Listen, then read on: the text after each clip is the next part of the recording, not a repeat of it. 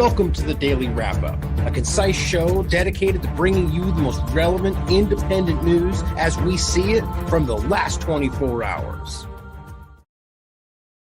Tuesday, May 21st, 2024. Thank you for joining me yet again today. Important stuff to talk about.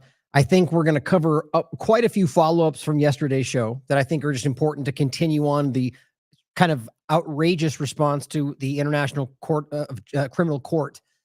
And just the way that, I mean, the way I framed the title today, just to say that right out of the gate, is not necessarily because there's some 3-hour focus we're going to expose. I feel like it's quite frank, quite evidently clear that this is what's going on. And a lot of the stuff we were going to cover today on the show is like follow-ups to a lot of topics we've been discussing, highlighting the ICC, highlighting the food conversation, highlighting, just the ongoing atrocities that really do back up the allegations in regard to Israel.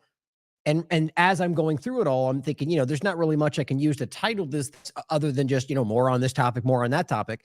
And the thing that kind of hit me was just, as I was saying earlier to somebody, that, I kind of try to tap into like they say the zeitgeist or the kind of feeling of the moment, the spirit of an age, whatever the term is translated to. Well, that spirit of an age is usually what it's translated to, but the idea that right now you can feel these things kind of permeating.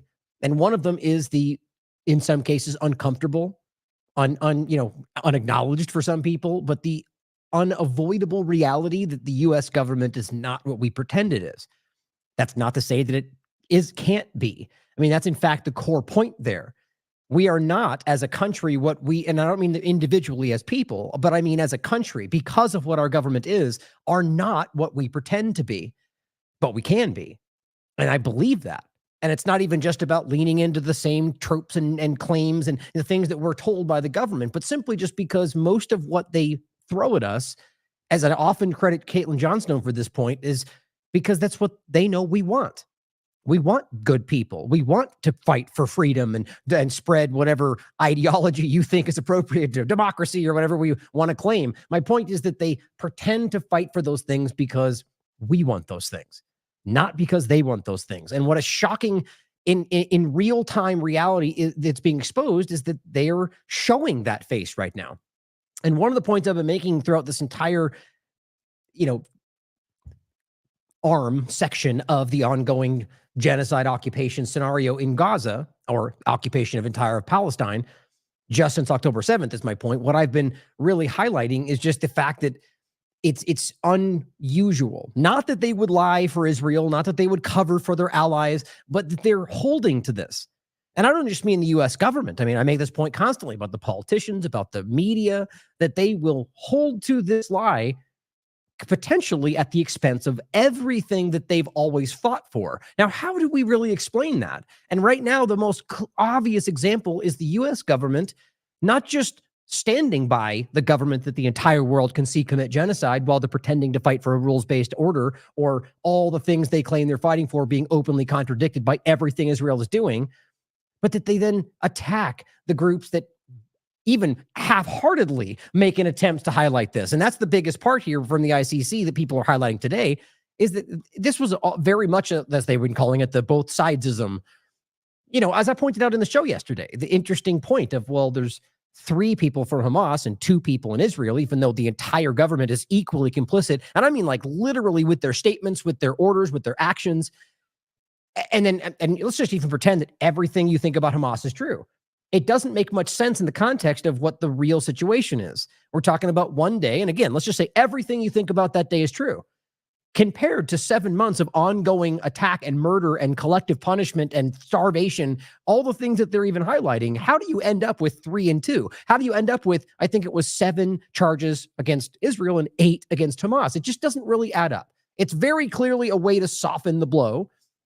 And I even pointed out the point that hopefully it was about them actually seeing that Hamas is, at least the people they're pointing to, as I showed yesterday, comfortably living in Qatar, and showed you the statements of Israel saying that they promised not to go after them in the beginning. It's very clear what that shows you.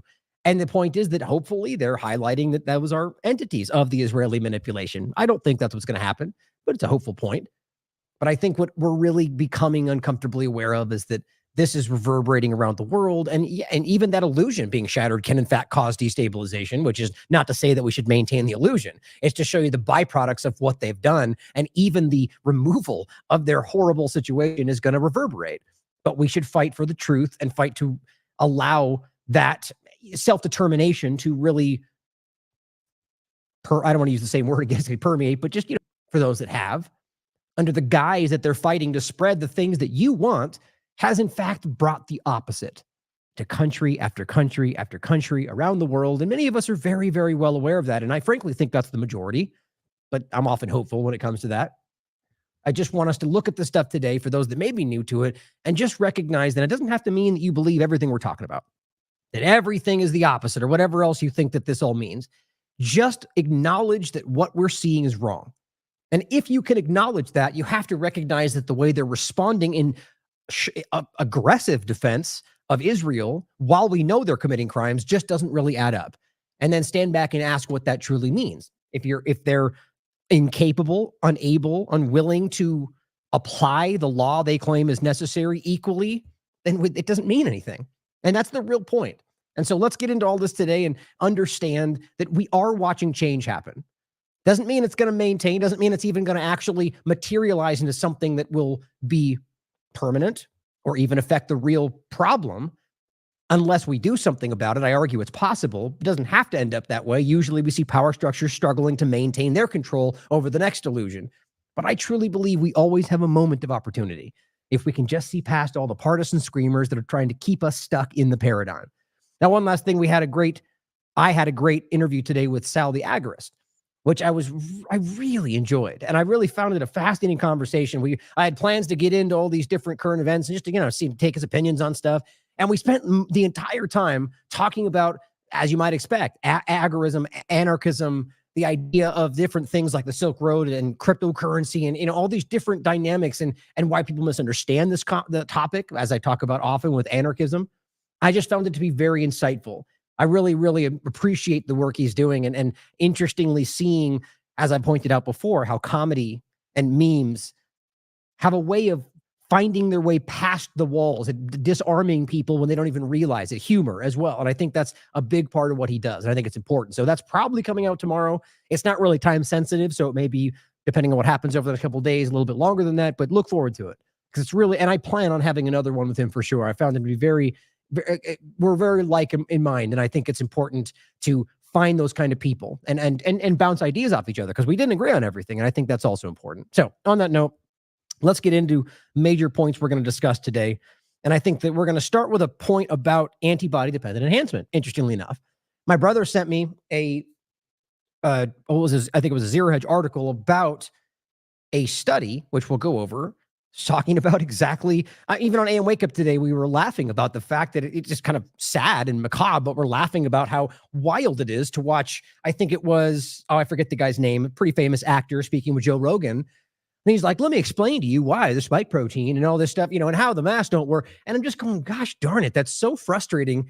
I'm glad to see it being discussed, but when it's at a point when we were being suppressed and censored, even by these kind of people as well, the people that might have been sitting there talking about it today would have been looking at us like we're crazy 4 years ago. And these things were being broken down in real time, not because we thought so, but using peer-reviewed science, breaking down the experts' opinions, highlighting what other doctors who were censored were saying about it. And literally everything we've discussed has almost now become common knowledge in a passive way. Even though many of them can't stand back and go, oh, but that means we were all wrong this entire time, or all the shots we took, or the mask we were wearing. But it's pretty much ended up exactly what we were saying in 2020 and 2021. That's not, in part it's to say demonstrating our value, but to think of how wild it is that much can happen. And most people have only ended up noticing it when Joe Rogan or Tucker Carlson made a point about it without the source material, half the picture, and it ends up staying there. So they can do it again. And we'll fall for the trap again, unless we were able to educate ourselves to understand how it all went, understand the source material. And that's kind of the bigger point. So antibody-dependent enhancement was something that I was really nailing down, really stressing, because it came from something from before under SARS and MERS. And that's not even to get into whether you think those are real or viruses in general, but the allegation, the claim that they were making The Faucis of the world, early on, talking about how specifically coronaviruses were rife with the issue of antibody-dependent enhancement. And I'm talking about the injections given to stop them. That's where that comes from. The injection is given, the antibodies create a problem, essentially making your body attack itself. And I was waving my arms going, this is here. The science, which I'll show you in a minute, very clearly says there's a very specific and significant risk of the thing that's happened to a lot of people ever since they gave them, that's barely acknowledged at this point. And I just think that's wild. We were trying to save lives. And part of me feels almost guilty that we didn't make a bigger difference, because people are struggling the rest of their lives. Many people will have these problems. But we're going to talk about one specifically now that's being broken now about the HPV vaccine. Well, what do you know? Here's another vaccine that shockingly causes the thing that we've been, and I just think it's incredible that we can't, as a society, acknowledge how immediately dishonest this is. And I'm not saying we have to blindly follow every study that comes out, but that a study will come out from a high-level entity with high-level doctors involved or scientists, and it says something that challenges the norm, and you don't get any conversation about it. You don't get any coverage of it, even during the hype of something like the COVID-19 illusion. And I just think that shows you how truly dishonest not just that conversation is, but the structure, the media that's supposed to report on these things. And that's why we'll show a point at the end today about the campus protests and what an interesting point that was made around the independent journalism of it all, showing you yet again in such a stark example that they are no longer, if they ever were, journalists. In fact, even remotely in the interest of the people. They're pandering to power constantly, and there's no way that you can pander to power while speaking truth to power. But we're also going to talk about the ICC. We're going to talk about a follow-up on Iran. Just one brief, actually, I might have taken that out, to be honest, but a follow-up on the ICC conversation.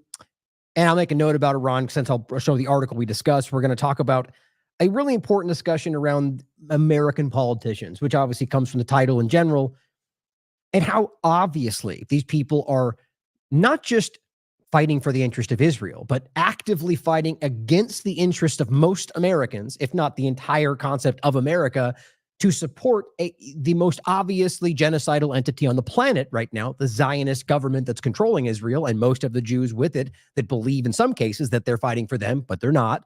And a lot of Jews in the world right now are beginning to see that, call it out, and make that clear, but how they're standing up in this one case, Stefanik, again, in Israel, stressing that this is important, that this is what Americans should fight for. And it just is ringing hollow for most people, because we're seeing that this is affecting everything, including, well, really the biggest point is that politicians are showing themselves to be at first and foremost fighting for a foreign entity, and in most cases at the expense of Americans. We'll talk about the overlap of one important part that goes over with the ICC, and that has to do with the idea of what they're stressing, that there's no moral equivalency. There's no equivalency in general between these two. And there's a reason they're all stressing, I mean, literally every politician, the same point, but the same way. I wonder where they got their talking points, because that's the only way they can try to whitewash the whole thing, not address the facts, not say, well, they did commit crimes, and here's what the ICC said, or not get into the nuance of why Palestine is allowed to have the right to do this with this, because they are a state and because the ICC recognizes that. But no, wash it all away. There's no equivalency. So just ignore all the facts you're hearing. That's the best they can do. But the bigger point about why the ICC is supposedly not allowed to go after Palestine or Israel in this sense, because they have an independent judiciary. But is that true?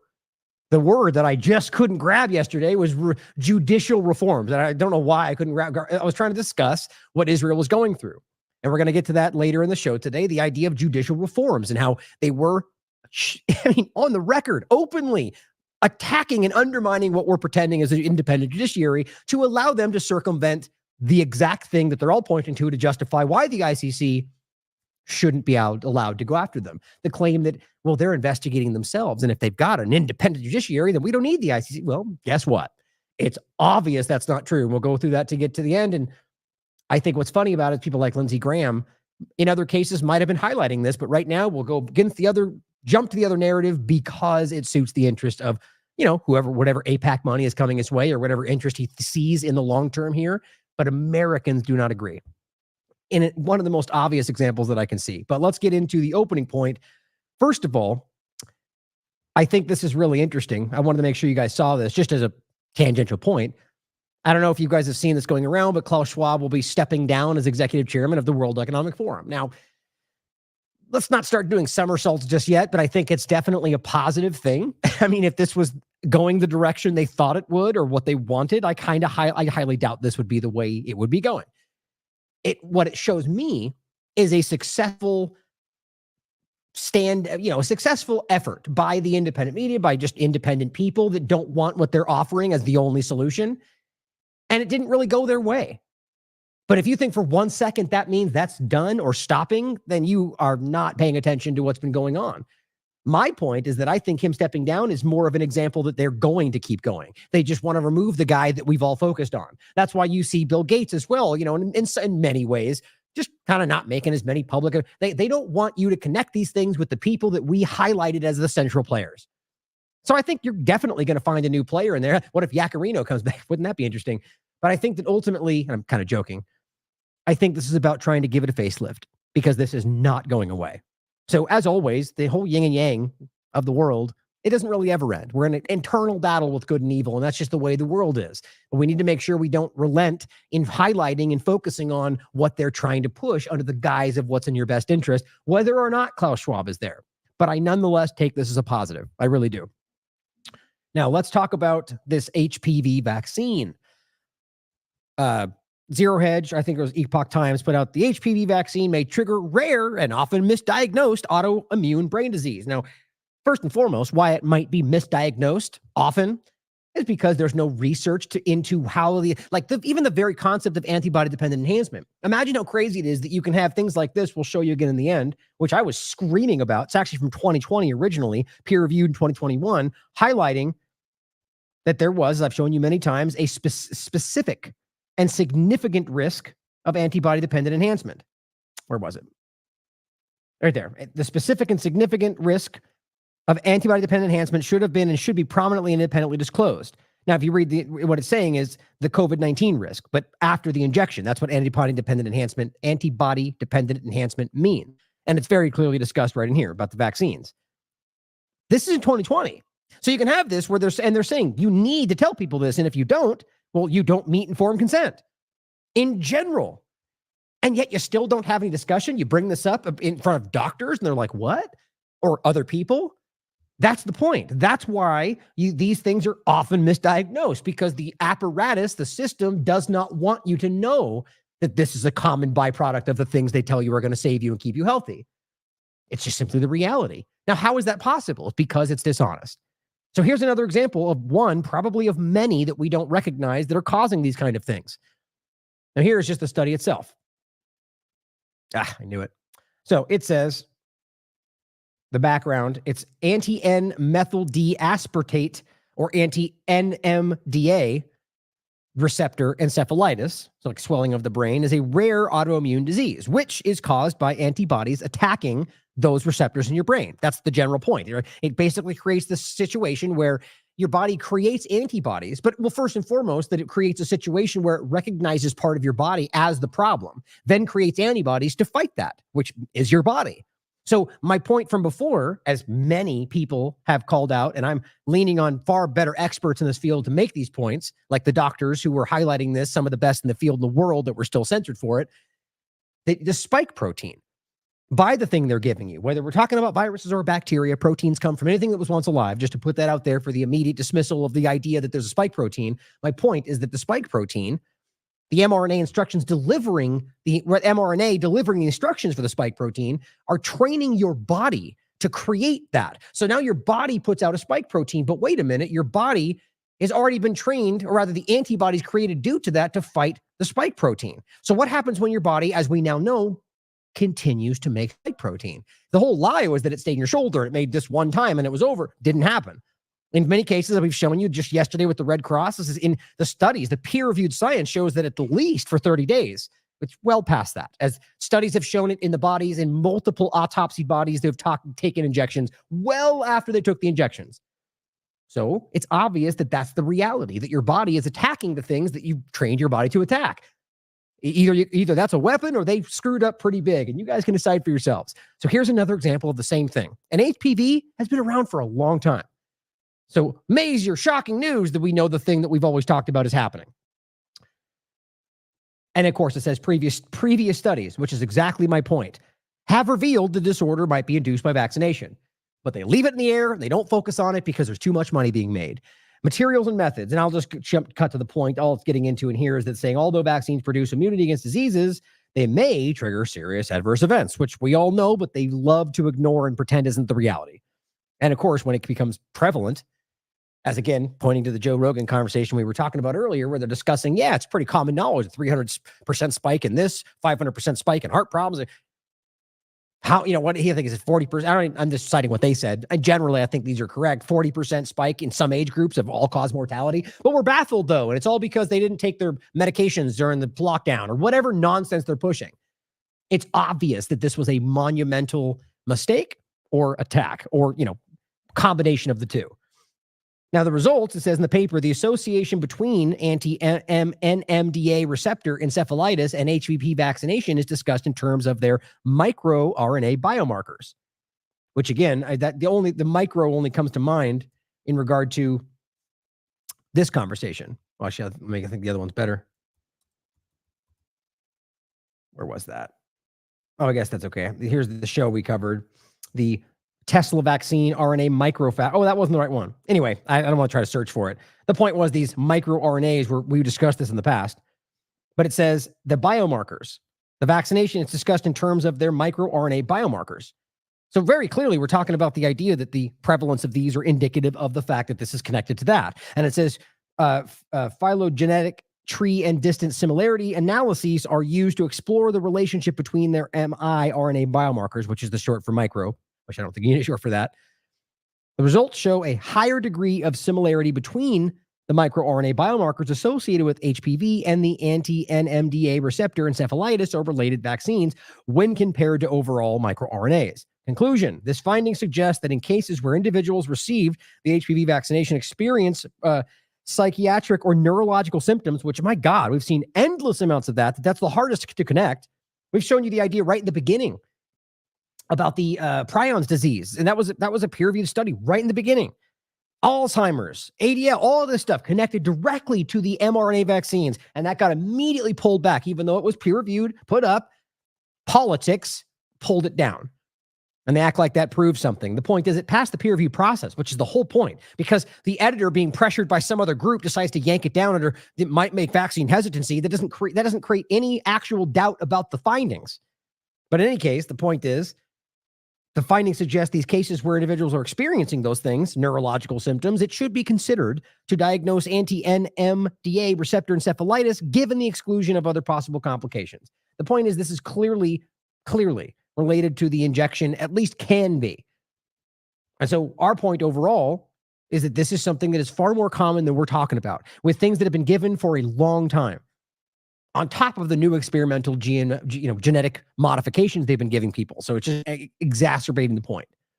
Now, also, to go back to the original point about the COVID-19 injections, this is from 2022, one of the ones we highlighted. Reevaluation of antibody-dependent enhancement of infection of anti-SARS-CoV-2 therapeutic antibodies. So they're talking about monoclonal antibodies as well, but also mRNA vaccines. And it simply says that many therapeutic antibodies, abbreviated as ABS, and mRNA vaccines, both targeting the spike protein, have developed and approved in order to combat the ongoing pandemic, which really was not a pandemic based on all factors, and including the fact that this was less than the flu when we're talking about risk, according to the Ionis Group and the peer-reviewed study that is still standing on that. In consideration of these developments, a common concern has been the potential for antibody-dependent enhancement of infection caused by inoculated or induced antibodies. Although the preventative and therapeutic effects of these antibodies are obvious, little attention has been paid to the influence of the remaining and dwindling anti-spike protein antibodies. How is it possible that these kind of findings can come out because they're dishonest? It's showing you the exact point that we're making, and I highlighted this in 2022, that they're not just one out, they're continuing. And they still say dwindling, but we know this goes on for a while. And those anti-spike protein antibodies will end up attacking your body that is making the same point. Here it says we demonstrate that certain monoclonal antibodies approved as therapeutic neutralizing anti-S protein antibodies for human usage have the potential to cause antibody-dependent enhancement in a new narrow range of antibody concentrations. So not only the injections, but the monoclonal antibodies, they based on the same thing. Although the sera collected from mRNA vaccinated individuals exhibited neutralizing activity, some gradually exhibited dominance of antibody-dependent enhancement activity in a time-dependent manner. Point being, they also found this in 2022. The results suggest possible emergence of adverse effects caused by these antibodies in addition to their positive effects they claim are there. One on top of another, and they just keep hiding it. Now, this study we talked about, actually, I'll just show you this first, since this what we're talking about in this guy. Remember this guy? How's he working out? How'd his belittling everybody who called out the dangers of the injection, how'd that work out for MZ Dog or whatever his name was? I forget now. MD Z Dog or ZM Dog or whatever his name was? How'd that work out, right? And this was a huge point we made because remember how he fact-checked this whole discussion? That's the image he used right there. This was his image, and I just put this on top of it. Antibody-dependent enhancement. He's looking at it like it's stupid and showing the doctors from, Frontline, I think, or whatever. I forget what group they're from. And on top, I highlight the 2020 article, which he did this in 2021, which says not that it will be everywhere all the time, but that it's a specific and significant risk that should have been prominently independently disclosed. And his whole thing was, it's fake, and these are crazy people. Right? I mean, towards the end of all this, I mean, I don't know if he's still doing this, but towards the end of his, feeling like he can still pretend that we're all being lied to and that we're all conspiracy theorists, he was slowly starting to go, well, yeah, that kind of the masks don't seem to work. That just completely turning around, acting like, sort of Scott Adams in the halfway mark. The point is, a lot of these people were there making lots of money, making lots of prominence from the mainstream that were gaslighting everybody about things we could prove. And here we are. Here's the study that he pretended wasn't there. Main point again. Talking about the COVID-19 vaccines designed to elicit neutralizing antibodies may sensitize vaccine recipients to more severe disease than if they were not vaccinated. Right? So that's also the other point of it. There's kind of an overlap too, and I may have been conflating pathogenic priming as well, but the point being that in some cases, we're also talking about the idea of getting this shot, and then when you get confronted with the illness that you're supposed to be protected by, it in fact makes it a lot worse, potentially deadly. The thing they swore would never happen, right? The point is the specific, and I always make this point, specific and significant. It's actually quite rare to see that language in a study like this. It's usually more ambiguous because they understand that science is fluid.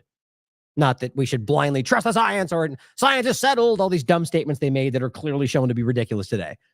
The specific and significant risk of the thing they just highlighted, antibody-dependent enhancement, should have been and should be prominently and independently disclosed to research subjects, because they were still going through the supposed research currently in vaccine trials, and they say as well as those being recruited for those trials and future patients after they give the injection approval.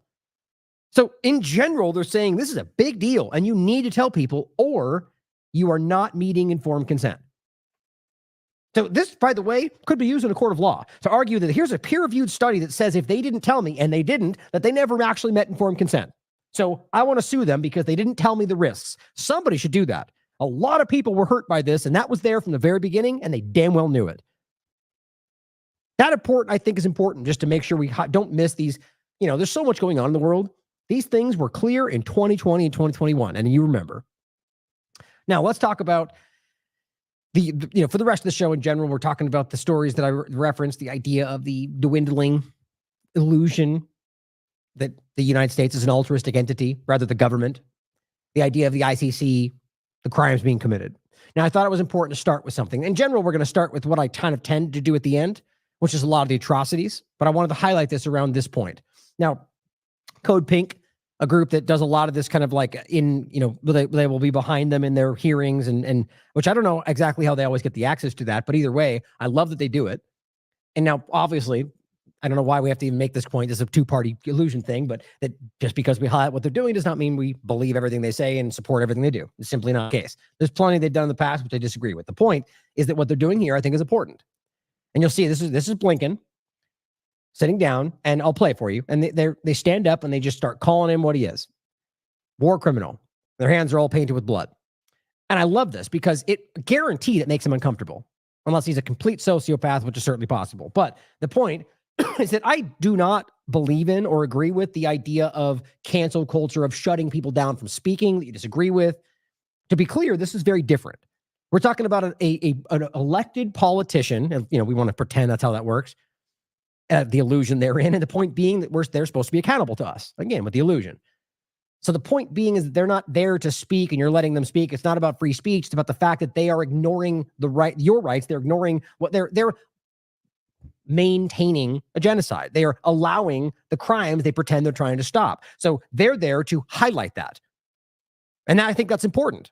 Now, I whether or not they were going to do that the entire time, if allowed, and stop him from speaking, it's not the same as, like, if Lincoln was out giving a speech somewhere, it would be a finer line for me, where I'd be like, well, that is a personal capacity, blah, blah, blah. I think it's important that while he's there to set the narrative, which he does, the next clip is even more funny, the way he ends it. He's simply there to lay down the lies that we're supposed to be drinking. And here's what they did, and I think it's important. And I guarantee you this, if he has any feelings at all, is, a normal person doesn't like to sit there and be called a war criminal and a, secretary of genocide while people are sitting around them giving him sideways glances. I guarantee that doesn't make him happy. Secretary of genocide is in the room. How embarrassing. War criminal. Tens of thousands. War criminal. What an embarrassment to international law. Genocide enabler. How sick. Complicit in genocide. War criminal. War criminal. The blood of 40,000 Palestinians is on your hands. War criminal. Enabling genocide in Gaza. The blood of 40,000 Murderer. Palestinians is on your hands. Butcher Blinken. War criminal. Butcher Blinken. War criminal. War criminal. The blood of over 40,000 Palestinians is on your hands. Bloody Butcher Blinken. Your genocide is your legacy. Just sitting there like nothing's going on. The Senate Foreign Relations Committee come to order. Okay, so that actually makes my point. I missed that at the end. So when he says come to order, they sit down. Right? So I actually appreciate that. So it's not like the idea of the cancel culture mindset. It's really just you're trying to make a statement, which they have a right to do. And but that you could disagree with, right? This is the idea of whether they're the decorum and the whole conversation. But this is what I was saying before about the people in those positions with themselves is very different than the individual as well. But all these things are important to flesh out. Now here's the other one. This is the next one. Also from them, where they continue to disrupt him later in the conversation. What I think is hilarious about this, now they're standing up and calling him a war criminal. Why? Because he's lying about what they're doing. He's gaslighting the world about how there's not a genocide happening, how they're not committing crimes, how they support their right to self-defense. It's disgusting. And I think most people in the world are absolutely aware of this. And I think what they're doing here is important. Listen to what he says after they stand up and say that you're violating international law. Republic of China. War criminal. He is a war criminal. The blood of 40,000 people is on his hands. The blood of 40,000 Palestinians is on his hands. He is a war criminal. He is a war criminal. Lincoln is a war criminal. The blood of 40,000 people is on his hands. The blood of 40,000 people. Just look at his face. I don't care whether you're a sociopath or not. Like, that's got to be irritating at the very least, which I love. Put it in their face. You're disgusting. You're a war criminal. You're murdering children. And we're not going to let that slide. And here's what he says. Mr. Secretary, you may continue. People's Republic of China is pursuing military, economic, and geopolitical preeminence, challenging our vision for a free, open, secure, and prosperous international order. It's free and open international, rules-based international order, right, guys? I mean, how pathetic. How can anybody take that person seriously? It doesn't matter whether you agree with everything that they think is happening. It's undeniable that you do not have a balanced world-based international order. You're actively applying the rules selectively to who you want. Nobody is unable to see that. I just think it's hilarious that that's what they got. Let's get back to it. Now, how about let's talk about equal law for everybody, right? It's like, how pathetic is that? I think it's perfectly timed for that clip. Now, really quickly, I forgot to add this, and I was going to do this first, but just to quickly show you, this is why these were dropped off, because when this thing refreshes, I lose these. I had to add these back. This is what happened again today. I don't know if this is just me, but every now and then, the Twitter just acts crazy, and the whole thing crashes. Not every post, not even the browser, just Twitter. Isn't that interesting? And if you tell me if it's happened to you, because if it's not, then it seems to be a selected throttling for me. And I think that's starting to happen a lot on Twitter. Anyway, my point was I wanted to start with this quote that somebody sent me. And I wanted to kind of block it out because I don't want people to know, most people that do that don't want their name to be shown and so on. But I really appreciated the letter he sent. And point above is he's really highlighting the fact that it's not about the narratives they're spinning. He says, you can see above, it's about rich Jews killing poor Jews. It's really a war on the poor, which shows you that it's not about anti-Semitism, right? But the point is, he ends with this quote I think is important. I'm not familiar with Victor Surge. If you remember that's who he cites this as being the quote. You guys can tell me if that's the accurate point. I like the quote itself. He who does not cry out the truth, when he knows the truth, becomes the accomplice of liars and falsifiers. I love that. It's also kind of a way of saying the classic statement of, silence is complicity, right? If you're just doing nothing, you're allowing it to continue. So he who does not cry out the truth when it's important right now, when he knows the truth, becomes an accomplice of liars and falsifiers. Love that. Now, on that note, in general, I also wanted to start with highlighting a couple things before, and it's a good time before we get into some of the atrocities we're going to discuss. And that is the idea that, actually, hold on, let me do this. I forgot we do have a couple more. Marshall had some engagement on Twitter that I wanted to highlight that I think is important. He was one of our mods. We'll come back to that after I play these clips, because what we're going to get into in the next opening segment is kind of the, just in the last 24 hours, just ongoing, deliberate war crimes, publishing them on TikTok and Instagram, laughing about doing things that, no matter what you say is the context, are a crime. No matter what, showing them burning people's homes down, laughing about it in Gaza. I mean, it's all right there on the record. Before we get to that, this is how incredible this is, how brazen this is. And this is going on to show you, whether this is supposed to be off the record or not, that the U.S. government is not what it pretends to be. This was Ryan Grimm posting this. Bilal Hammond, he just had an interview with him, and a handful of Arab American leaders met with Anthony Blinken. Blinken told them that if Palestine became a state, federal law would mandate the defunding of the United Nations, which in other cases may be something you support. But think about the balancing of that. So you're the one claiming you want a state for Palestine. But then when you discuss that, they say, well, if we did the thing that we're outwardly saying we want to do, then we have to just defund the UN then. Which would then, he goes on to say, defund the World Food Program, which would probably cause global starvation. Oh, okay, so it's a balanced situation then, right? So the thing that you're pretending that you want, we just can't do. We're bound because otherwise it would starve the world because we would just have to pull the money from the thing we don't want, so it's not our fault. Like, how do you even logically make sense of that? What that is coercion. That's threats. You're saying that we would have to the U.S. law does not demand that you have to defund the United Nations if you allowed what should be. This is because they've created that. That's an Israeli influence over the outcome of policy. This is not what's just. It's not what's constitutional, which is what really ultimately matters, as we're told, to the law. But here we are, and I'll play it for you, where he's openly making this point. And also, don't miss the similarities to what Netanyahu was quoted as saying in the Likud meeting in 2019, that if we want to stop essentially a two-state solution, then we have to fund Hamas. Paraphrasing, and I'll play it for you in a second. So it seems like they are on the same path. And so when the topic of statehood got brought up, we had asked for both a free and independent Palestine, a statehood, and a seat at the UN Security Council table. And the response was disappointing because it made the comparison to, first and foremost, that a vote for a Palestinian statehood from the US would lead to the defunding of the UN from the US being its primary funder. But then the example brought up was that it would be within the right of the UN to then cut programs like the World Food Program. And so the fact that the comparison was made that the world would have to go hungry just like the Gazans are, and the fact that it's US policy to starve the world if Palestinians have a free state, regardless of if that's the law or not, is indicative of something severely wrong. Right.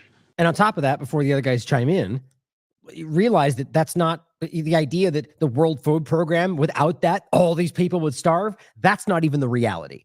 Now, yes, there are people that are unfortunately dependent on that today. That's not because they just don't know how to farm or make food or do anything to produce food. It's because they have been put in that position by belligerent foreign policy. And it's like the Palestinians in the same point. So that they're dependent on aid and refugee platforms because they're being denied their own self-determination. Or in other places like Africa, they've been occupied and destabilized and reaping. People have outsourced everything at their expense for the other country's benefit for centuries, well before the United States. And now we go, hey, we need to keep doing it. Otherwise, they're all going to starve because we maintain that insecurity. Just actually, the belligerent governments of the world. Yeah. Bill, go ahead. Yeah. So Antony Blinken said, we have to oppose Palestinian statehood or else the World Food Program budget will be cut and people will starve around the world. Like, that's the Secretary of State's assessment that he's making to you guys in this meeting? The example was given that if the UN had to cut its funding, it would have to cut programs like the World Food Program. And that was the example shared, followed by the explanation that then the world would have to starve as the Gazans are. And so that is not the comparison you make to make an argument for why Palestinians should not have a free state. It's pretty wild. Now, obviously, Tiberius said what I was saying earlier, the U.S. lying blatantly, we support a Palestinian state. The very next day, if Palestine becomes a state, we'll starve the world. There you go. Quick summation of the whole thing. Now, Khaleesi points this out, a bombshell leaked recording of Minister Gallant. He uses the U.S., or he says, the U.S. doesn't really mean it when it speaks about a Palestinian state. It says the Americans are not one immovable block. Sounds like what Netanyahu said. We just played the clip for you yesterday. They know there will be no Palestinian state. Believe me, ignore the public statements. That's what, and I'll play the clip for. Well, technically, he's speaking. I will play it. I think I've got it lined up, but it's in Hebrew. But the point is in one case, he's telling you the truth, which I think is easy to understand, that the U.S. government doesn't believe any of this, which we just demonstrated. They're completely lying about it. And behind the scenes, they're going, don't worry, we're just doing that to pacify. Or he's lying about it.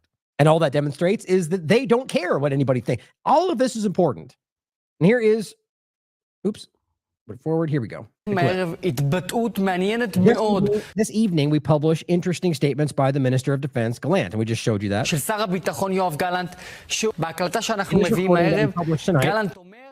Gallant says, ignore the American statements. They realize the Palestinian Authority will never step into Gaza, and that's because, like we told you, I'll play that clip next, they wouldn't allow it to divide and conquer, and that will be no Palestinian state with any Israeli government. Let's listen to what he said, and he highlights it. The Americans are not one immovable block. If they want something, they tend to do it. Now, they speak differently. They know our policy, and they know that the PA will never step into Gaza, and that there will be no Palestinian state. Believe me, ignore the public statements. They know that there will be no state. And this is, think about how long I've been trying to convince people who may have been on the fence that they never really wanted that. Oh, you're so racist, Ryan. Oh, you're such a liar. All these, and usually people that probably never would have believed, don't even now would lie about it. The point is that this has always been the reality. It has always been a deceptive manipulation to blame them for the thing that they created to keep them under their boot. There's just no way around it. No Palestinian state will be established. And that's because Israel cannot control that. That will never happen. Well, look at that. What a candid moment. That was on corporate media in Israel. Now, Bruno, so over here we have the first point that they will, should we allow the Palestinian state? Well, we'll have to starve everybody. Sorry. Here's Bruno pointing out the U.S., which has resisted a ceasefire agreement tooth and nail, in fact, vetoed it, I think, at least 3 times, now complains that the ICC decision, based on the law, could hinder a ceasefire agreement. You can't make this up. Right, so they're using the thing that they've stopped this many times to say, oh, they're going to hinder. It's a game. They're using the lives of these people to play a game. And the bottom line is that's exactly what Netanyahu just said. Well, this is like basically as a coercion point to say, well, if you come after me, we will have to ignore the ceasefire agreement, which, by the way, you were never going to do anyway. It's really upsetting. And just because, in case you don't forget, since we're not going to focus on the protests and the hostages today, thousands of Israelis take to the streets demanding the overthrow of Netanyahu and his government, which would mean the current coalition, to facilitate a ceasefire and exchange deal with the resistance in Gaza. So you understand that we've already made this clear, and groups like 972 Magazine have made this clear, speaking to people on the ground, in fact, that they do not care what Netanyahu is saying anymore. They said, make the deal. Take what Gaza is offering. Not because they want to save the Gazan people in most cases, but because they want their families back. And they recognize with every moment they're continuing their belligerent campaign, they're killing them. Everybody, including the hostages. For time and time again. So their people are now marching through the streets and saying, take the effing deal. And they're over here going, we'll never do it for the people. It's just like, it's so disgusting. And your government comes and tells you that you're racist for saying they're doing the wrong thing. Well, their people agree with you. Somehow we can't connect those dots, right? Crazy. Now, before we get into the provable examples of the genocide they're committing, I wanted to highlight this and this is kind of the same segment here. This is what Marshall was just dealing with. Now, Marshall, if you don't remember in the chat, an OG of our, been around since the beginning of TLAV. He's one of the longest supporters, and he's somebody I care about deeply. And he's been going through a bout with cancer. And he says, well, he posted it basically saying, this is what I've been dealing with. And the positive note is that it looks like the cancer is at least for the most part gone, or at least in the scan that they took, it's not being seen, and so on. Positive news, right? And this person, who is kind of a Zionist troll, well, he says, happy to hear your MRI and PET scan. All cancers are gone. Basically saying, praise to God. However, I'm afraid that they missed your brain tumor. My suggestion, 2 more chapters of the Quran a day and an apple. Now, obviously, there's free speech. You can say whatever you want. Never would argue somebody like this should be censored. My point is, if you were to flip this around and there was a prominent Jewish person out there, just a Jew saying, I got my cancer's gone, and you came in and made it about, maybe you got to, you missed it with your PET scan. Make sure you read your Torah again. You all know what would happen right now on Twitter. I just want to make a point, first of all, that this is just the unbalanced example on Twitter, but also the idea that, what's the point of being that nasty to somebody just because you don't like their political views? That's important. Now, he reported it for hateful conduct. Oh, no, Scar, I had this backwards. Hold on. He reported for hateful conduct, and they responded saying, doesn't violate any rules. Just in case guarantee it would be the other way around. Now, this one's also important. Now, Marshall himself posted something on his own time, tagging this person and saying, my father's beautiful house in Ramallah, he lost it to Zio gangs, furniture and all, which means Zionist gangs, which, is anybody confused about the fact that these illegal settlers that are even being pretended to sanction because they're raping and pillaging, that the whole world is covered now, even corporate media, are Zionists? Is that somehow a racist thing? They're Zionists. They proudly tell you that. And they're roving gangs that have now become official capacity, and they stole this house. It's factual. It's exactly what's going on. But because you said Zio, it's racist, anti-Semite, and they censored this. They literally censored this on Twitter under hateful conduct, where he's talking about how these settlers stole the person's home. Let's pretend like this is still balanced, okay? Crazy. Now, talking about the balance of all this, Yanis Tarawi, who is a journalist on the ground, who's been top covering this, Palestinian reporter, is highlighting this repeatedly. Now, just before the people who want to assume anything Palestinian somehow means liar, or whatever the racist thing spinning through your mind is, you don't need him to point this out. They're pointing it out. What he continues to highlight is all of them, day after day, the IDF, the people on the ground, even the Israeli officials themselves, proudly pointing their crimes out. Proudly posting these pictures and these statements online, on Twitter, on Instagram, on TikTok. All of it, including tagging the ICJ and saying they're committing crimes. Israeli Major Amit Deri, a deputy commander with the 35th Paratrooper Brigade, in a Facebook post from October 10th. Here's what he said. Gaza must be destroyed. All of it. Every building, every home, every school, also Al-Shifa Hospital. Not because there's Hamas present, but because they're trying to destroy everything, because that's been made clear. That's my point, by the way. And then he continues to quote this, saying, this isn't said by Ben Gvir. This was said clearly by Giora Eland a moment ago.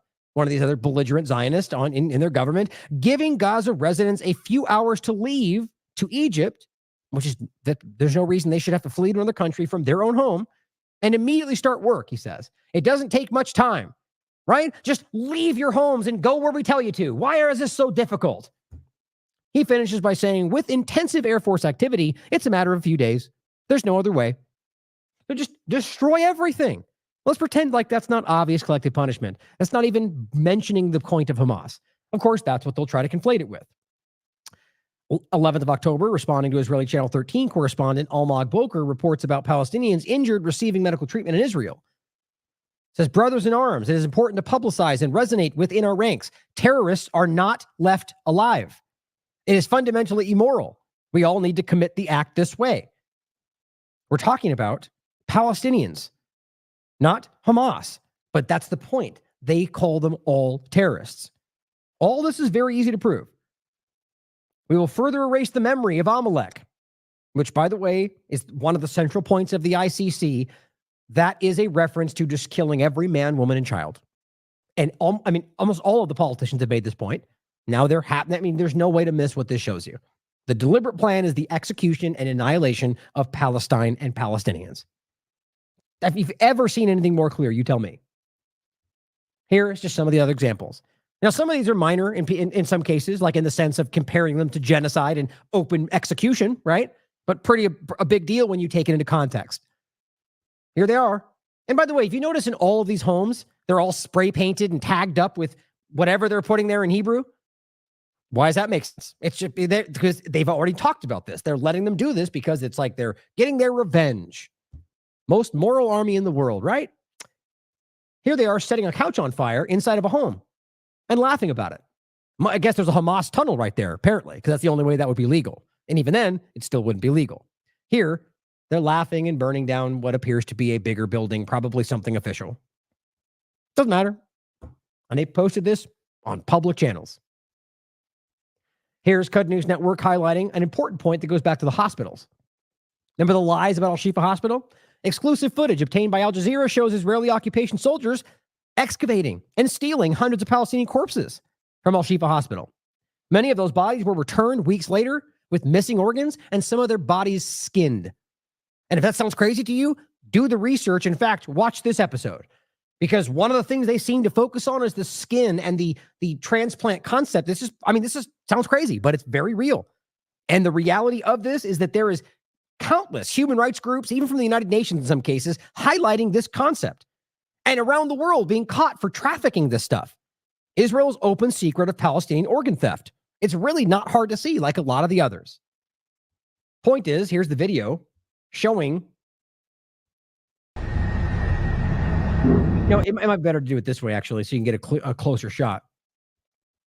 What you're seeing in the background, taking the dead bodies and carting them away. This is Al-Shifa we're talking about. Soldiers can be seen transporting wrapped bodies on stretchers.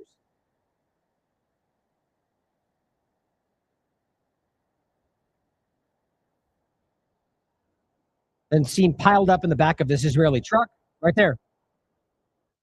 Look at that. So we're supposed to pretend that those are all potential hostages, that they're just checking to be sure? Hardly. These are dead Palestinian bodies.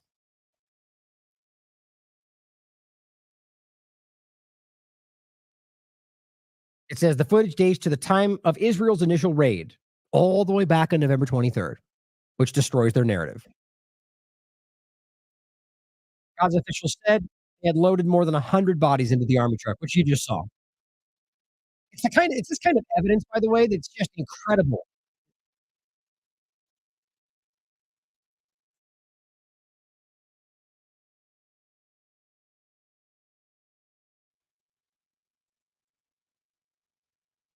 I had to cough. What I was going to say is it's incredible that this kind of evidence can be there, and they're still debating. So watch this if you'd like to understand how clearly undeniable this is. Here at other hospitals, this is one that's currently ongoing. The situation at the Kamal Adwan Hospital, which apparently is the last barely functioning hospital in northern Gaza. It was operating with great difficulty, but Palestinian medical staff had been assisting patients there for the last 228 days. Israeli occupation forces have besieged the hospital for the last 3 days and surrounded it with snipers. We briefly covered this the other day. Doctors were forced to move all patients to one floor away from windows. They were crawling between patients in fear of being shot by a sniper. These have been reported by the doctors who were there. We've seen even people like from before, from Dr. Maynard, who's told you what he saw at Al-Shifa before this. Not in the same place, but in other hospitals.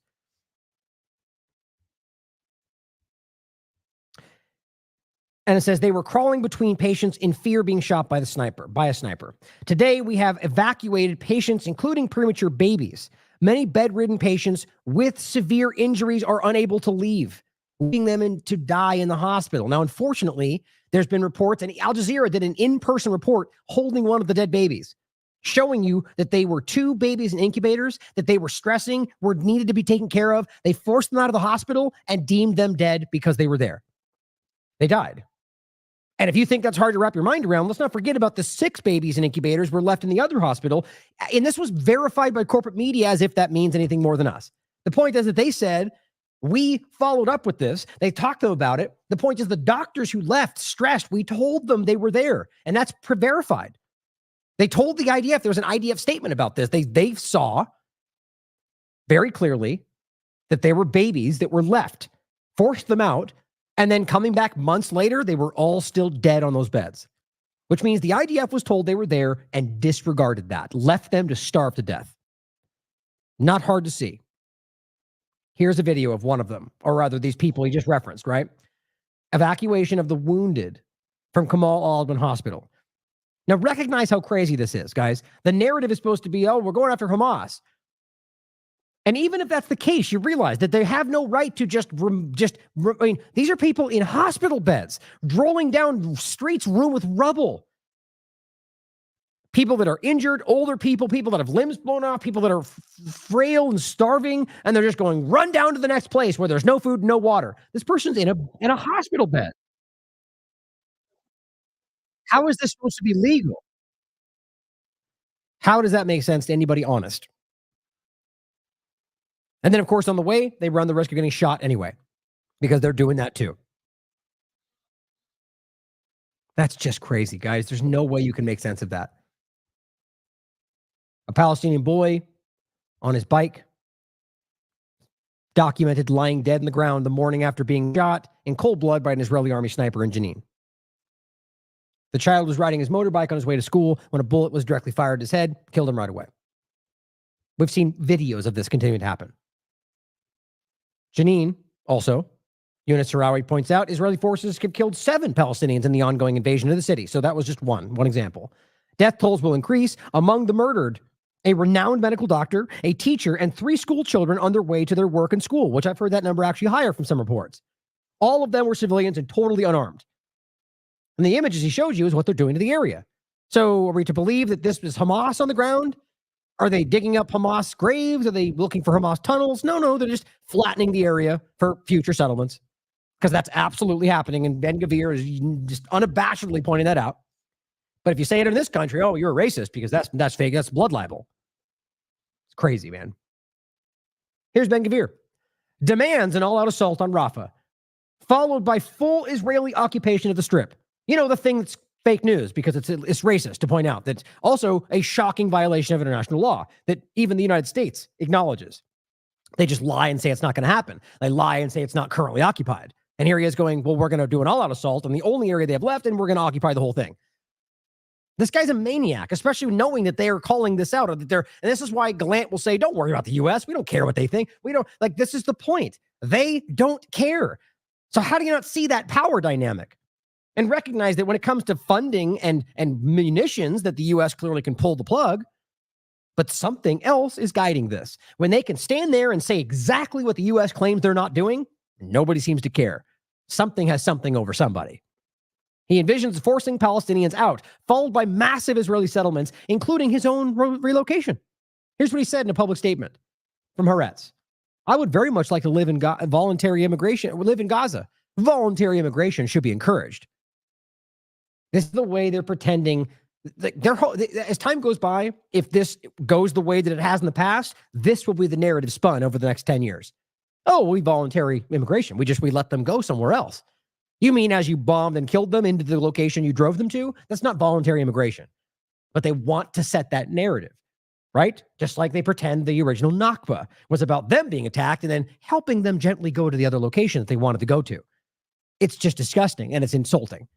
He says National Security Minister Itamar Ben-Gvir said that Israel should control the Gaza Strip after the war. It controls it now, just so we're not being ridiculous, and that voluntary immigration of its residents should be encouraged, and Jewish settlements should be established in its territory. Jewish settlements. Why is that not insulting? Why is that not racist? Why is that not exactly what everybody calls out in any other context? Oh, because we're talking about the Jewish state. Really, we're talking about Zionists using that concept and Biden himself playing this role as a Christian Zionist. But let's realize they are clearly in control of the entire area based on everybody with any standing in regard to the United Nations, in regard to international bodies, human rights groups, as Francesca Albanese, lockstep. It's the reality. This is an occupied territory. What they're talking about is putting boots on the ground and building settlements on top of the ashes of what they lived in. And they're pretending like a few of them can stay. Probably another encampment like Gaza or another West Bank scenario within that. He says complete occupation of Gaza with full Israeli control. I mean, that's nowhere. Nobody outside of them are saying that, because that is supposed to be illegal. And that is supposed to be the opposite of what they pretend that they're actually striding for, which is, a place for the good Palestinians. Nope, not even remotely. Jewish settlement, he says, but the most important step, encouraging voluntary immigration. By the way, I'm not saying everyone. He said this with an interview. In an interview, Ben-Gvir also said that he'd be happy to live in the Gaza Strip if that were possible. They're just really trying to set a tone, and it's not going to work. They've lost this already. When asked if he intends to return to the settlements that were evacuated in 2005, he said, not only that, you have much more to bring in. If there is an immigration of hundreds of thousands who leave, you can bring in more and more people. Jews, of course. Only Jews, Jewish settlements. That's the reality. This should insult everybody. If we were talking about only Christian settlements in parts of Africa, or rather wherever, like let's just say in the Middle East. I mean, you understand, there are Christian populations in all of these areas, but wouldn't that be seen as bigotry? What if it was only, a settlement for white people? Different topic, but aren't they the ones conflating Jewish with ethnicity? The point is that you can obviously see that this is a problem. And people are terrified to point it out, but they're losing that power.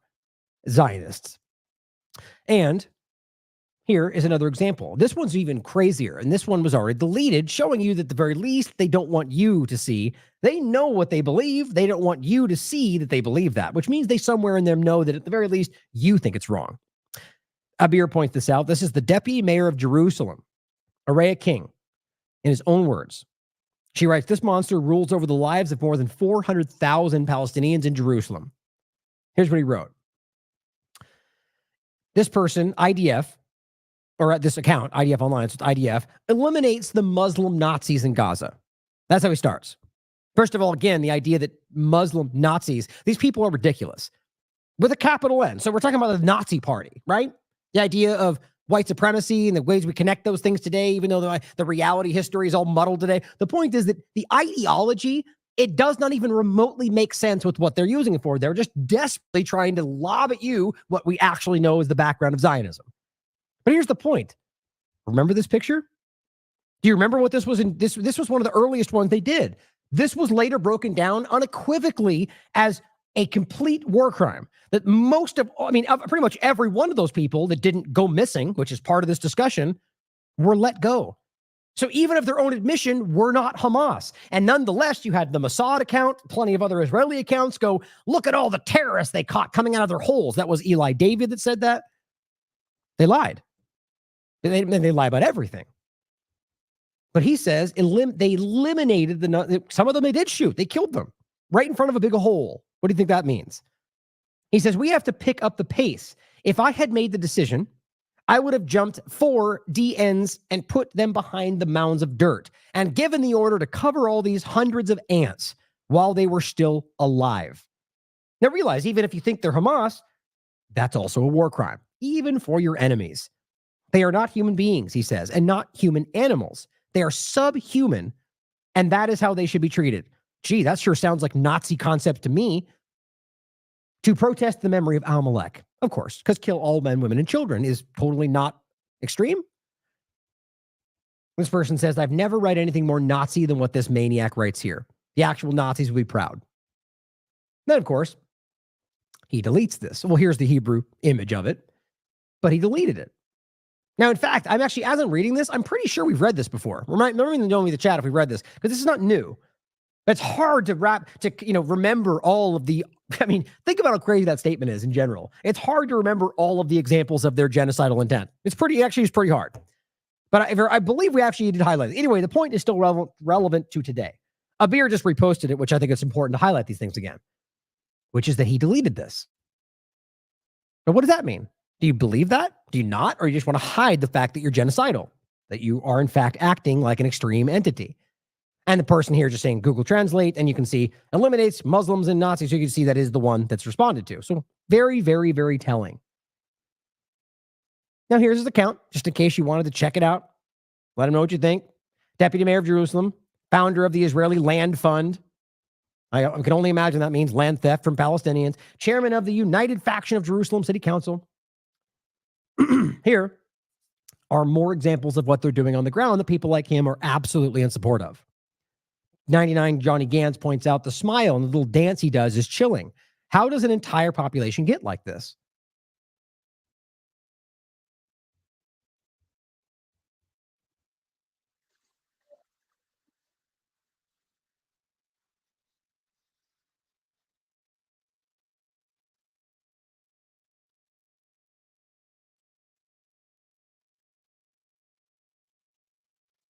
And not only is that just like shockingly childish, there's no reason, it's also a crime. Now, of course, all the Zionists in the chat are saying, oh, you're just too soft. And which by the way, I'm seeing a lot from the Republican conversation today. We just kind of highlighted that. Like being petty and small is just supposed to be the right way because you're too sensitive. It's just like, you guys are lost the plot. I only mean the extreme two-party illusion. I think a lot of people in conservative and liberal side, Democrat, Republican, are seeing through a lot of this. But this is disgusting because those are crimes in the first place, so we should care.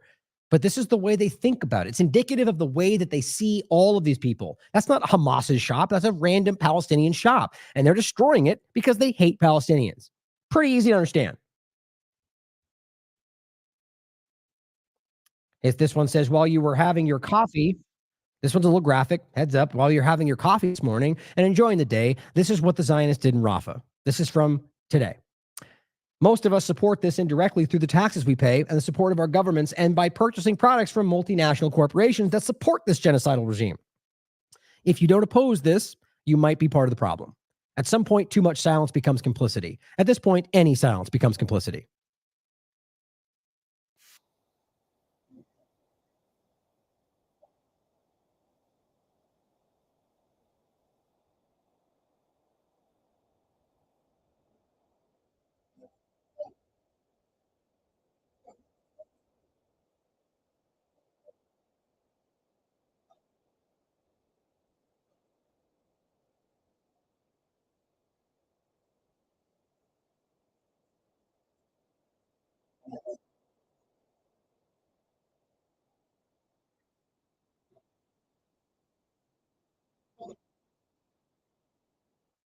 I think you get the point.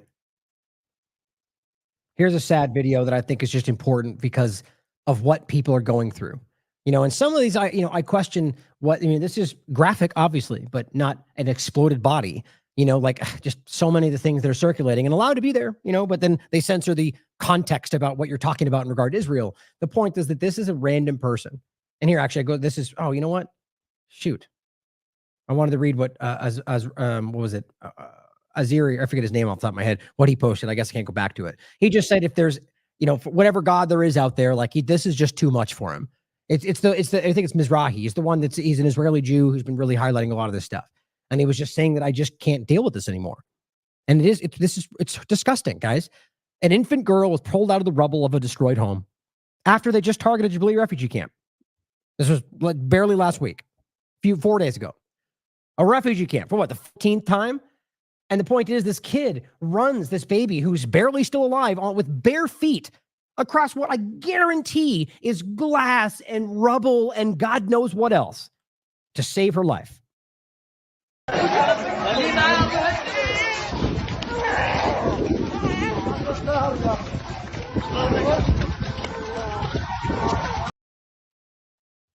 There's just so much of this happening, guys. And the shocking thing is that you watch people down here go like, that's fake, which, by the way, anything could be fake.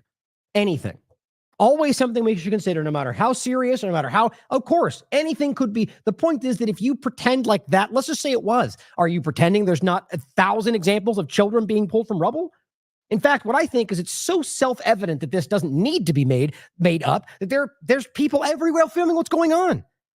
And the disgusting reality is, even if you think it might be, people claiming it is without any evidence because they're trying to hide what's going on. This is everywhere. You don't need to make this stuff up right now. Israeli occupation forces committed 5 massacres just in the last 24 hours. Same thing is posted almost every day from Gaza, Times of Gaza, highlighting, here's the atrocities from today, leaving 85 people dead and 200 wounded. Look at this. Look at that picture.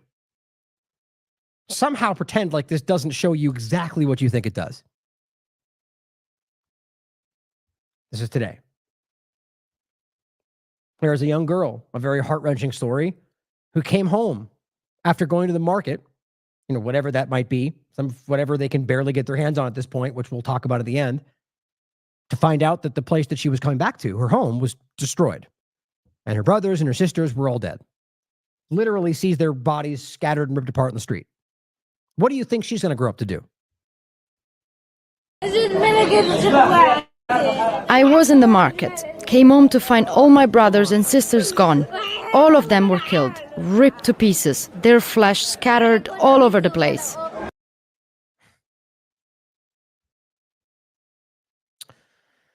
Here's another Al Jazeera report. As Sarah Abdallah reports, the Israeli forces started shooting indiscriminately at Palestinian civilians on their way to school and work in the occupied West Bank. Not Gaza, in the West Bank, which is part of the story that gets shockingly little coverage. How do we explain that? Are we talking about Hamas still? Like, this is just something, they know this exposes the whole thing. It's about Palestine. A teacher, a surgeon, and 2 children were all killed in the report. Again, I think the same report in regard to 3, but this is what she's reporting. We know that Israeli forces in large amount of vehicles have raided the Jenin area and the Jenin refugee camp at around 8 a.m. This is a time when Palestinians are trying to go to their work, to their schools. This is why, according to locals, the 7 Palestinians who were killed, at least 6 of them are civilians. The 7th is yet to be identified. 2 of them are minors under 18. One was a teacher who was going to his school, and we know now that there are talks to release some of the children or evacuate some of the children in a school inside the refugee camp because of the heavy confrontations that are going on between the Palestinian fighters and the Israeli forces. That's yet to be seen. Also, one of those who have been killed is a surgeon, a Palestinian surgeon in a hospital in Jenin who has been mourned by the Palestinian Ministry of Health, who was heading to the hospital to help aid those who have been wounded. According to Palestinians there, they say that the Israeli forces, soon as they entered the refugee camp, they started shooting towards Palestinians left, right, and center. And we've heard from the Israeli forces that they've released a statement soon as they've entered the area of Jenin and the Jenin refugee camp, which signals that we are looking at a large operation. The Israeli army says that they are operating against what they call terrorists, but as far as Palestinians tell us, that all of those who have been killed, at least 6 of them, are civilians just going about their daily lives when the Israeli raid killed them. I mean, this is not hard to see. I guarantee some of them might actually think they're or be doing that. But when you're watching them openly tell you the only answer is destroy all of them, they're subhuman animals, and destroying their homes, burning their houses down, are you really going to debate the fact that they're also going to kill the people that they're telling you are terrorists, not differentiating between them? It's narrative from politicians, largely the U.S., that are making this illusion as they literally shoot people in front of them, including their own people. Now, here's a good example of what the good guys do, right?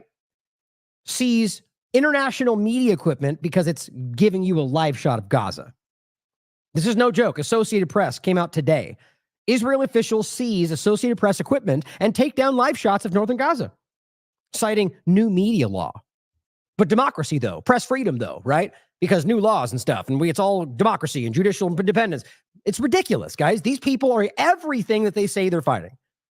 If Iran or China or Russia did a fraction of the things they're doing, which, by the way, we'll get to in the ICC point, you know what they would do. It's straight up dishonesty.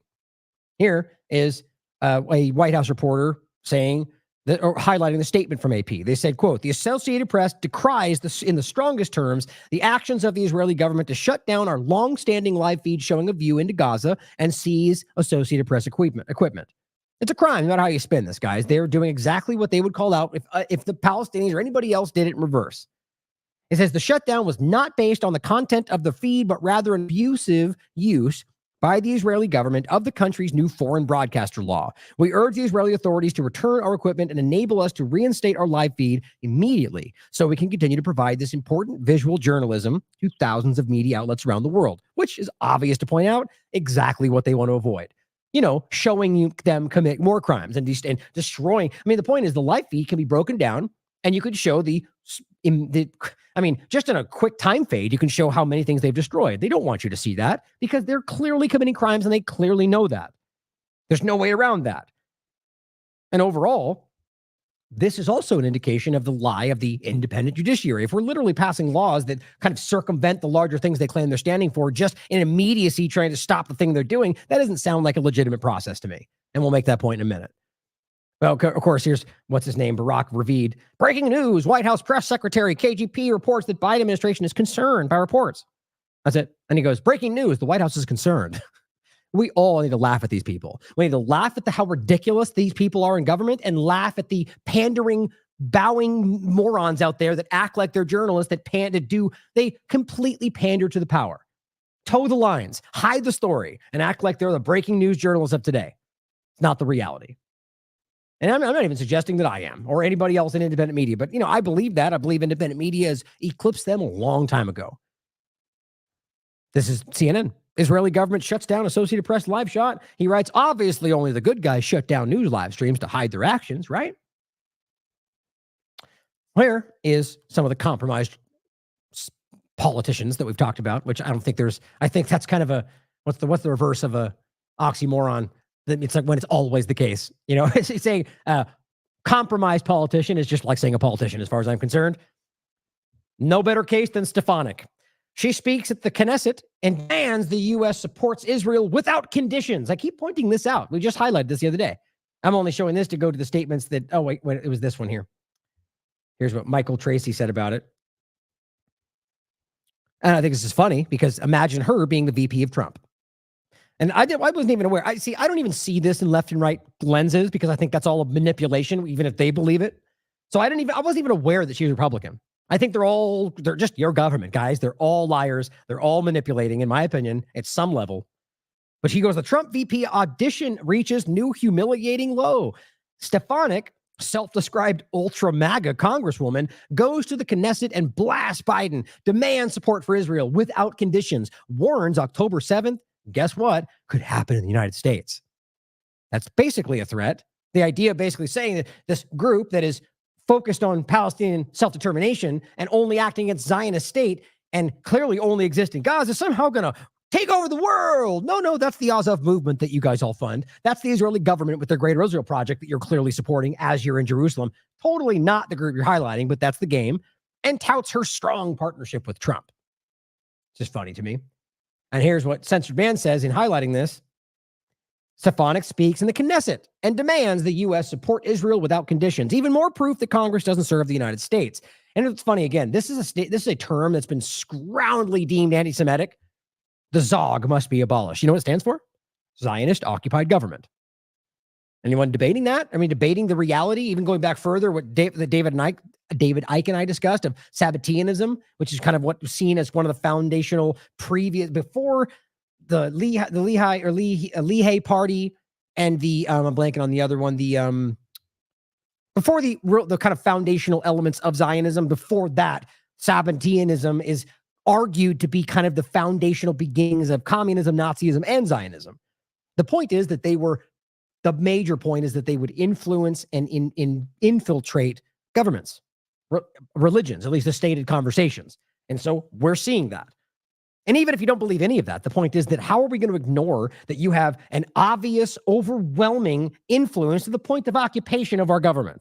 I've been saying this forever, of course, been called racist for it, but why is it racist to highlight that I'm concerned that if you go through our legislation, and I haven't checked in a long time, I argue it's probably worse today, long time ago made this point in the show.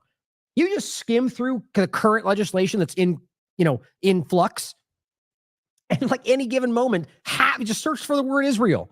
It's effing everywhere. And it's give or take like half the legislation going on in one way or another, whether it's some kind of rider stuck in there or literally involves them for no reason or highlights something that's against us or an anti-BDS act. It's everywhere. It doesn't that, but I don't care if it was Britain or Germany. I'd be like, why in the world is half our legislation involving a foreign country? But they love to make it about racism. The point is, if you're occupied by another entity that's controlling your government, which is something that Zionism is doing, then of course you can call that out, but not on Twitter because it's racist. Here's what she said. As long as I serve the American people, I will defend George Washington's vision of religious pluralism and freedom. This whole time, she's really been trying to conflate patriotism for the American dream with whatever they claim Israel's doing, which is just not working. Today, this means crushing anti-Semitism at home. Okay, so first of all, she's talking about plural, like the idea of acceptance and we're going to crush the ones that think like that. That sounds pretty stupid. But of course, we're talking about racism. But even then, doesn't free speech protect? Yeah, it does. But I guess she doesn't believe in the Constitution. I'm not saying I accept and allow or endorse racism. I'm simply highlighting that if you believe in free speech, that you have a right to say what you think. That's real free speech. And the only free speech is one that accepts and acknowledges the worst of speech and that they have a right to it. And we also have a right to say you're a disgusting racist. And supplying the state of Israel with what it needs, when it needs it, without conditions to achieve total victory in the face of evil. Evil, of course. But we're talking about no conditions. How many times I make this point? So there's no way to take that any other way. They can't do anything that would stop it. They can break the law. They can murder people. They can do anything they want. No conditions. And it's complete, which, by the way, is directly contradictory to U.S. law and international law. But who cares about that? Go for it. Stefanik?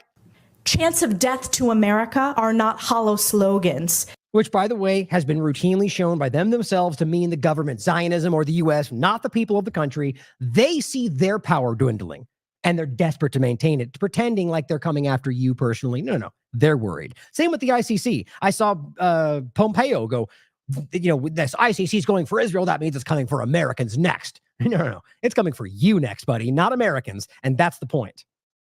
They are a promise that what happened here on October 7th could happen in the United States unless Hamas and its jihadist accomplices are eliminated. Nope, not even remotely.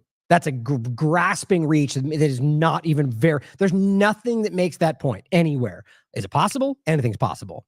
But what's far more likely is the entities like the Azov movement or Israel themselves that have policies openly stating that they're going to grow and take other people's territory are probably the ones that are going to try to take other people's territory. Just a thought. And it is the United States' high honor and high responsibility to support Israel's effort. I have been clear at home, and it's your responsibility? So now it's the responsibility of Americans to support a foreign government's interests? I don't know how she thinks this is going to land with Americans. Even the blind supporters of Israel are going to go, wait, this makes me uncomfortable. We're talking about something other than, but right now you can see the evangelical side of it, the Zionism side of it, and the people that are believing they have to, that are lost in this. But I find most everybody else is beginning, if not long ago, we're seeing this for what it is. I will be clear here. There is no excuse for an American president to block aid to Israel. Aid, we're talking about war, weapons of war being given to groups that have been accused of genocide on the world stage. That alone, in any other context, would stop this. Again, even long before October 7th, they've been violating both international and U.S. law by giving them support while they're committing crimes. They're an apartheid state. It's discussed by every major human rights group in the world, including the United Nations, not to suggest they're a human rights group. The point is, that's the reality. That alone is a crime. Aid that was duly passed by the Congress. There is no excuse to ease sanctions on Iran. Oh, and don't forget, he didn't even actually do that. So this is all a big theater show. He's paused one shipment, and it didn't even stop it. That was just acknowledged by an Israeli outlet. They're still going. They didn't stop anything. And on top of that, I highly doubt they would ever stop it anyway, even if they pretended to on the surface. Paying a $6 billion ransom to the world's leading state sponsor of terror. None of that's true. Again, I bet my life that she doesn't even know any of this. She's just repeating talking points that were probably handed to her by Israel. No, it was not a ransom. It was money that was returned that the U.S. government seized from Iran. How in the world do you frame that as giving them a ransom? On top of that, the leading state sponsor of terrorism? So explain for me how ISIS had just attacked them twice and clearly while Israel's highlighting them. So we're told ISIS is the biggest terror organization. That's what we're always screaming about, right? So if ISIS, the biggest group, is attacking them, how in the world can they be the leading state sponsor of terrorism? It's just patently stupid. Saudi Arabia has the founding concept of Wahhabism that has become like the founding ideology for all of this, and yet we don't talk about that. These people are cartoons. I'm not even going to say every government is a concern to me. If Iran was given enough power, I would probably see it ending up just like the United States. The problem is that they are not even factually on the same page when it comes to what they're actually doing. The only thing that even remotely looks like what she's describing is the fact that the U.S. government has been stomping around the world, destabilizing countries, raping and pillaging and stealing from everything it can, and screaming democracy. And show me where Iran has overthrown a country. Show me where Iran has done any of the stuff that Israel and the United States have done. They point to the Houthis and the groups they are supporting. And even those groups, if you include everything they've done, does not even begin to overtake what the U.S. alone and Israel alone have done. These are verifiable facts. I'm sorry they make you uncomfortable. Or to dither and hide while our friends fight for their lives. No excuse, full stop. That's why I'm proud to have sponsored or backed every measure to aid Israel that has come before the United States Congress. Mm-hmm. Every single one of them, without question. Literally without question. Every single one. And it's why for years I have been a leading proponent and partner to President Trump in his historic support for Israeli independence and security. Yeah. So what if you're an American that doesn't want to support Israel? Where do you go now? Who are you going to vote for? Oh, well, the one that says he supports Israel without conditions, but is a little bit less crazy. That's what I keep hearing. RFK Jr. is the only choice. The lesser of evils, because that's the only, if you do anything else, you're going to lose. Let's all just fall back into that hamster wheel, guys. I can't believe we're fall for this every time. Including moving the U.S. Embassy to its rightful place in Jerusalem. Jesus. Israel is indeed... You mean the illegal act that he took? I mean, these people have become outwardly acknowledging their criminality. They just don't say that. What she just acknowledged was something that the world around acknowledged was illegal. Not that it couldn't happen, but that Trump just giving it to them and them just taking it with no legal process, there's nothing legal about that. She doesn't care because as long as it's the benefit of Israel, we're all supposed to pretend like it's good. This is crazy to me. This is terrifying that these people have power. A miracle, an outpost of freedom, of Western values, of civilization, a striking example of human potential, the physical embodiment of Herzl's maxim. Yeah, we heard this the other day when I played the clip. The opening part of it was something we haven't heard. The idea that she's saying that this is the living embodiment of everything. It's very alarming that we're talking about a group that we all can see killing children. As she said this, they probably killed 10 children. And we're sitting here acting like this is the shining beacon of the world. Any of these could be if we remove these dangerous governments. Michael Tracy highlights something even more disconcerting, especially when we have people like Brian Mast, who literally is in the IDF. He says, holy crap, Representative Guy Reschenthaler, a Republican, and Representative Max Miller, a Republican, have introduced a bill that would extend the same taxpayer benefits. So your money to Americans serving in the IDF as if they were serving in the U.S. military. Guys, this is so wildly transparent. There's no way you can pretend that this makes any sense. So now you're going to be paying taxes and you're going to be giving money to people that are like, let's realize that there are Israeli Americans who are born in Israel, who have American citizenship, who live in Israel and fight in the IDF, who will now be getting money from you on top of the 30 billion, the amount, I think it's like 3.8 that we're supposed to know about every year, on top of the billions we've dumped on them since October 7th from your pocket. And we're going to pretend that that makes sense. Now, even if it's the other way around, even if it's American born in the United States that also has Israeli citizenship and goes to fight in the IDF, why is that your responsibility? This is wrong in every way. It doesn't matter if it's Britain or Germany or Israel or anybody else. You have to say this is wrong. You can do whatever. You don't have to do it. I believe this is wrong, and I want people to recognize why this is wrong. A service of a citizen of the United States in the Israeli Defense Forces shall be treated in the same manner as service in the uniformed services. That is unnerving. And realize this is the legislation I'm talking about. And if people aren't, like Michael Tracy and anybody else, aren't highlighting this, most cases we don't even hear about it. Do the experiment. Bring up the USA, what is it, Congress.gov, and search, bring it up where you have all of them in alphabetical order and just search the word Israel. It'll blow your mind. This is what we're talking about. Here is Lindsey Graham, or Michael Tracy highlighting it, but he says, when it comes to, well, first I'll read what he says. I was going to read mine first. Another day of glorious bipartisan agreement. He's clearly making fun of it. Lindsey Graham says, I completely agree with Senator Schumer. Can you guess what it's on? Hate for ICC. Israel's our ally. And he goes, well said, Mr. President. Biden. Who? What about? Oh, we hate the ICC and Israel's our ally. Years ago, they tried to come after U.S. soldiers in Afghanistan. Yeah, because they were committing war crimes, man. Last one, I agree with Senator Blinken. The analysis of the ICC. Right. As I said, bipartisan agreement, well, always, no matter what, when it comes to war in Israel. And of course, the U.S. is usually in a war because of Israel. Funny how that all works out. Here's Mr. IDF himself, Representative Brian Mast.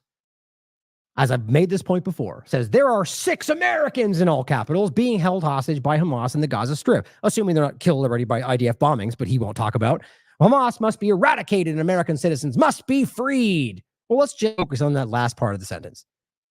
I said, well, interestingly, you only seem to care about the Israeli Americans. Any reason you seemingly do not care about the over 600 Palestinian Americans and their families, some just Americans trapped in Gaza? And in no way do I mean that they're more important, but to somebody like him acting like Americans, what he's focusing on as an American representative, we're talking about some of these people that were there were not Palestinian Americans. They were Americans that were there because their Palestinian family, and they, there's overlap, like people like Robert, for example. My point is, that's a reality. Here's NPR and plenty of others. 600 Americans estimated to be trapped in Gaza. That was on October 10th, so forth. They've not left.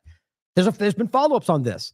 Why is it that people like this have not once mentioned those Americans? Again, some of them just Americans. Because they don't care about them if they're on the Palestinian side or if they're even remotely seen as Palestinian, because they're disgusting people. Just don't know how else you can see that. Now, we just talked about this, the ICC, along with the idea of the Congo coup, the actually Democratic Republic of Congo, which is very obvious to me. We have another example of, internet intelligence assets being caught and nobody seems to care about it as they try to overthrow another government. Iranian crash, we talked about that. And the idea of that, really, the only follow-up is going to make on that is that there's more statements coming out showing you how anomalous this weather was. Just that there was no problem. And all of a sudden, I do not think we should be dismissing the possibility of weather manipulation or electronic warfare. Quite frankly, I think that's what makes the most sense. But watch this show if you want to get more on that. And I will follow up. I think Robert's going to be writing something on it. But the main point is, as the ICC announces warrants for Netanyahu and Gallant and the Hamas, but of course, this title couldn't fit it all in there. So watch that show if you want to get the follow-up from yesterday. But here's the interesting continuing point from yesterday's show. First and foremost, let's recognize that they came out with their who the head of the ICC came out and, interestingly, as I mentioned earlier, cast kind of a even balance of accusations, even though it was slanted towards Hamas, which doesn't really make sense with 7 months of ongoing murder, 50,000 people. But the point is that it got attacked from everybody. Hamas was saying, you can't be, you shouldn't be aiming at us. And Israel was saying, you're an illegitimate anti-Semitic Nazi group. Literally. One Zionist, I think it was Caroline Glick, said, this is literally a neo-Nazi organization. Like, these people just lost the plot, man. I mean, it's incredible. But Senator Cortez Masto points out, I don't always agree with Prime Minister Netanyahu, but for the International Criminal Court to put him on the same footing as the leader of Hamas is absurd, which, again, as I said earlier, is pretty much the only thing that they've all said. And I'll show you the clip of the image, the collage. But first, what Tiberius said, acting like we can't compare them. Well, the Israeli occupation forces under Netanyahu have murdered 25 times as many people in 8 months as Hamas has in their entire history, even when you take everything they claim Hamas has done at face value. He goes, what metric are you using, Senator? Could it be which one gives you more cash? I love his, he seems to always out ratio these people, which I love. This is a U.S. senator. Ignoring these facts, ignoring this undeniable point. They have killed more people, innocent people, in 8 months than, and again, the actual statistic we keep talking about is than all wars over, what was it, over 3 years combined or something like that. Basically, the point is it's astronomically more in this time period than every other war going on. And they don't care. Here's the clip I was talking about, or I mean the collage. Michael Tracy says, absolutely nowhere did the ICC prosecutor make an assertion of equivalence between Israel and Hamas. He didn't. That's how embarrassing this is. That this clearly somebody somewhere handed all these people a talking point, or otherwise, how in the world are we to pretend that a point that was never made somehow becomes the central talking point for every U.S. politician? I know you guys know where this is going. There's no way to miss that influence. He says, yet all American politicians can do is refute this non-existent assertion of equivalence they've invented, rather than do the unmistakable and address the changes on the merits. Excuse me, the charges on the merits. Meaning that, did they starve people? How are they killing children? Well, yes, easily verifiable, but there's just a narrative around it. Well, Hamas and human shields. I think, again, Pompeo came out and said, well, every single death is the Hamas's fault. You just can't do that. Right? I mean, the idea that you could say, even if you argue that Hamas is responsible for starting all of this, what that really means is you all know how belligerent and how genocidal Israel is, and you knew, you pushed them, they would do this, so it's your fault. Or the argument that every single one ever killed anywhere were all tied to someone's leg or held in human shields, even though we can prove that's not true. So people like Pompeo are one of some of the most obvious parts of the problem. But look at this, guys. These are all U.S. politicians. There's no equivalence between Israel. There's no moral equivalence. There's no equivalence between every single one of them. Every one of these guys. The ones you expect, Tim Scott, Tom Cotton, Wasserman Schultz, Adam Schiff, Senator Fetterman, left and right, too, by the way. Well, you see the highlighted for the podcast, the word equivalence is highlighted everywhere. Every single one of them makes this point, even though nobody ever said that except them. Where'd that come from? It's obvious. And this person says, Adam Schiff called it right. I think this is funny. This is what he said in his tweet up there. A false equivalence between a democratic government and a terrorist group. And he says, maybe arrest warrants of the whole Israeli government would have been better. So what do they keep saying about Hamas? They were elected. The people elected them. We can't have that. Well, guess what? That's what you call a democratically elected government, even if you don't like them. And then we're watching the Israeli military murder people at large. So I think he's right. You can't make a false equivalence between the democratic government and this terrorist organization murdering Palestinians. That's the point he's making. Maybe arrest warrants for the whole government would have been better. Frankly, I agree. And again, despite the obviousness of my statements, nobody here is arguing that every Israeli or every Jew is somehow accountable. That's stupid. But here's what John Bolton says. You know, John Bolton, who is already on the record for threatening the families of the same court, the same International Criminal Court. Same with Pompeo, by the way. It says, I'm happy to see Congress moving toward imposing sanctions on the ICC, which is what they're going for. He says, I proposed this during my time as National Security Advisor. We must dish out consequences on the ICC if it's going to come after the U.S. and our allies. That's it. You're not allowed to hold us accountable. We'll come after you. Classic John Bolton. Well, here's Mike Pompeo. Targeting Israel is the first step before the ICC comes after Americans. That's what I was mentioning before. I forgot I included it. No, as I said, they're coming after you, buddy. You're the American you think they're not us, and I think you damn well know that. They're terrified that they'll be next on the chopping block. I mean, I don't know for sure these people. I think some of them just don't care. Some of them are sociopathic. My point, though, is that I get the sense, I should say more accurately, that people like this genuinely begin to recognize that, not that they think it's an eminent thing, but far more likely than they think they've ever recognized before. All it takes is one strong turn, and it could be you next. I think they sense that. So that's what he's trying to push. Get all the Republicans charged up, and we can't let international body come after Americans. That's not what's actually happening. The Biden administration should immediately sanction the corrupt an anti-Israel ICC. That's all you got. That's all they got. And even Syrian girl, are you worried for yourself? Exactly. Now, what's funny is you got Bolton chiming in all of a sudden, hey, go after the ICC, go after their families. It's Pompeo, but go after the ICC. Looks like the old band's getting back together, huh? Get ready for another Trump administration. Here is Matt Miller highlighting in a very, very bad, clumsy way. I mean, Matt Lee just went to town on this guy in this clip. It's great. I'll just let it speak for itself. It's about exactly what we're talking about.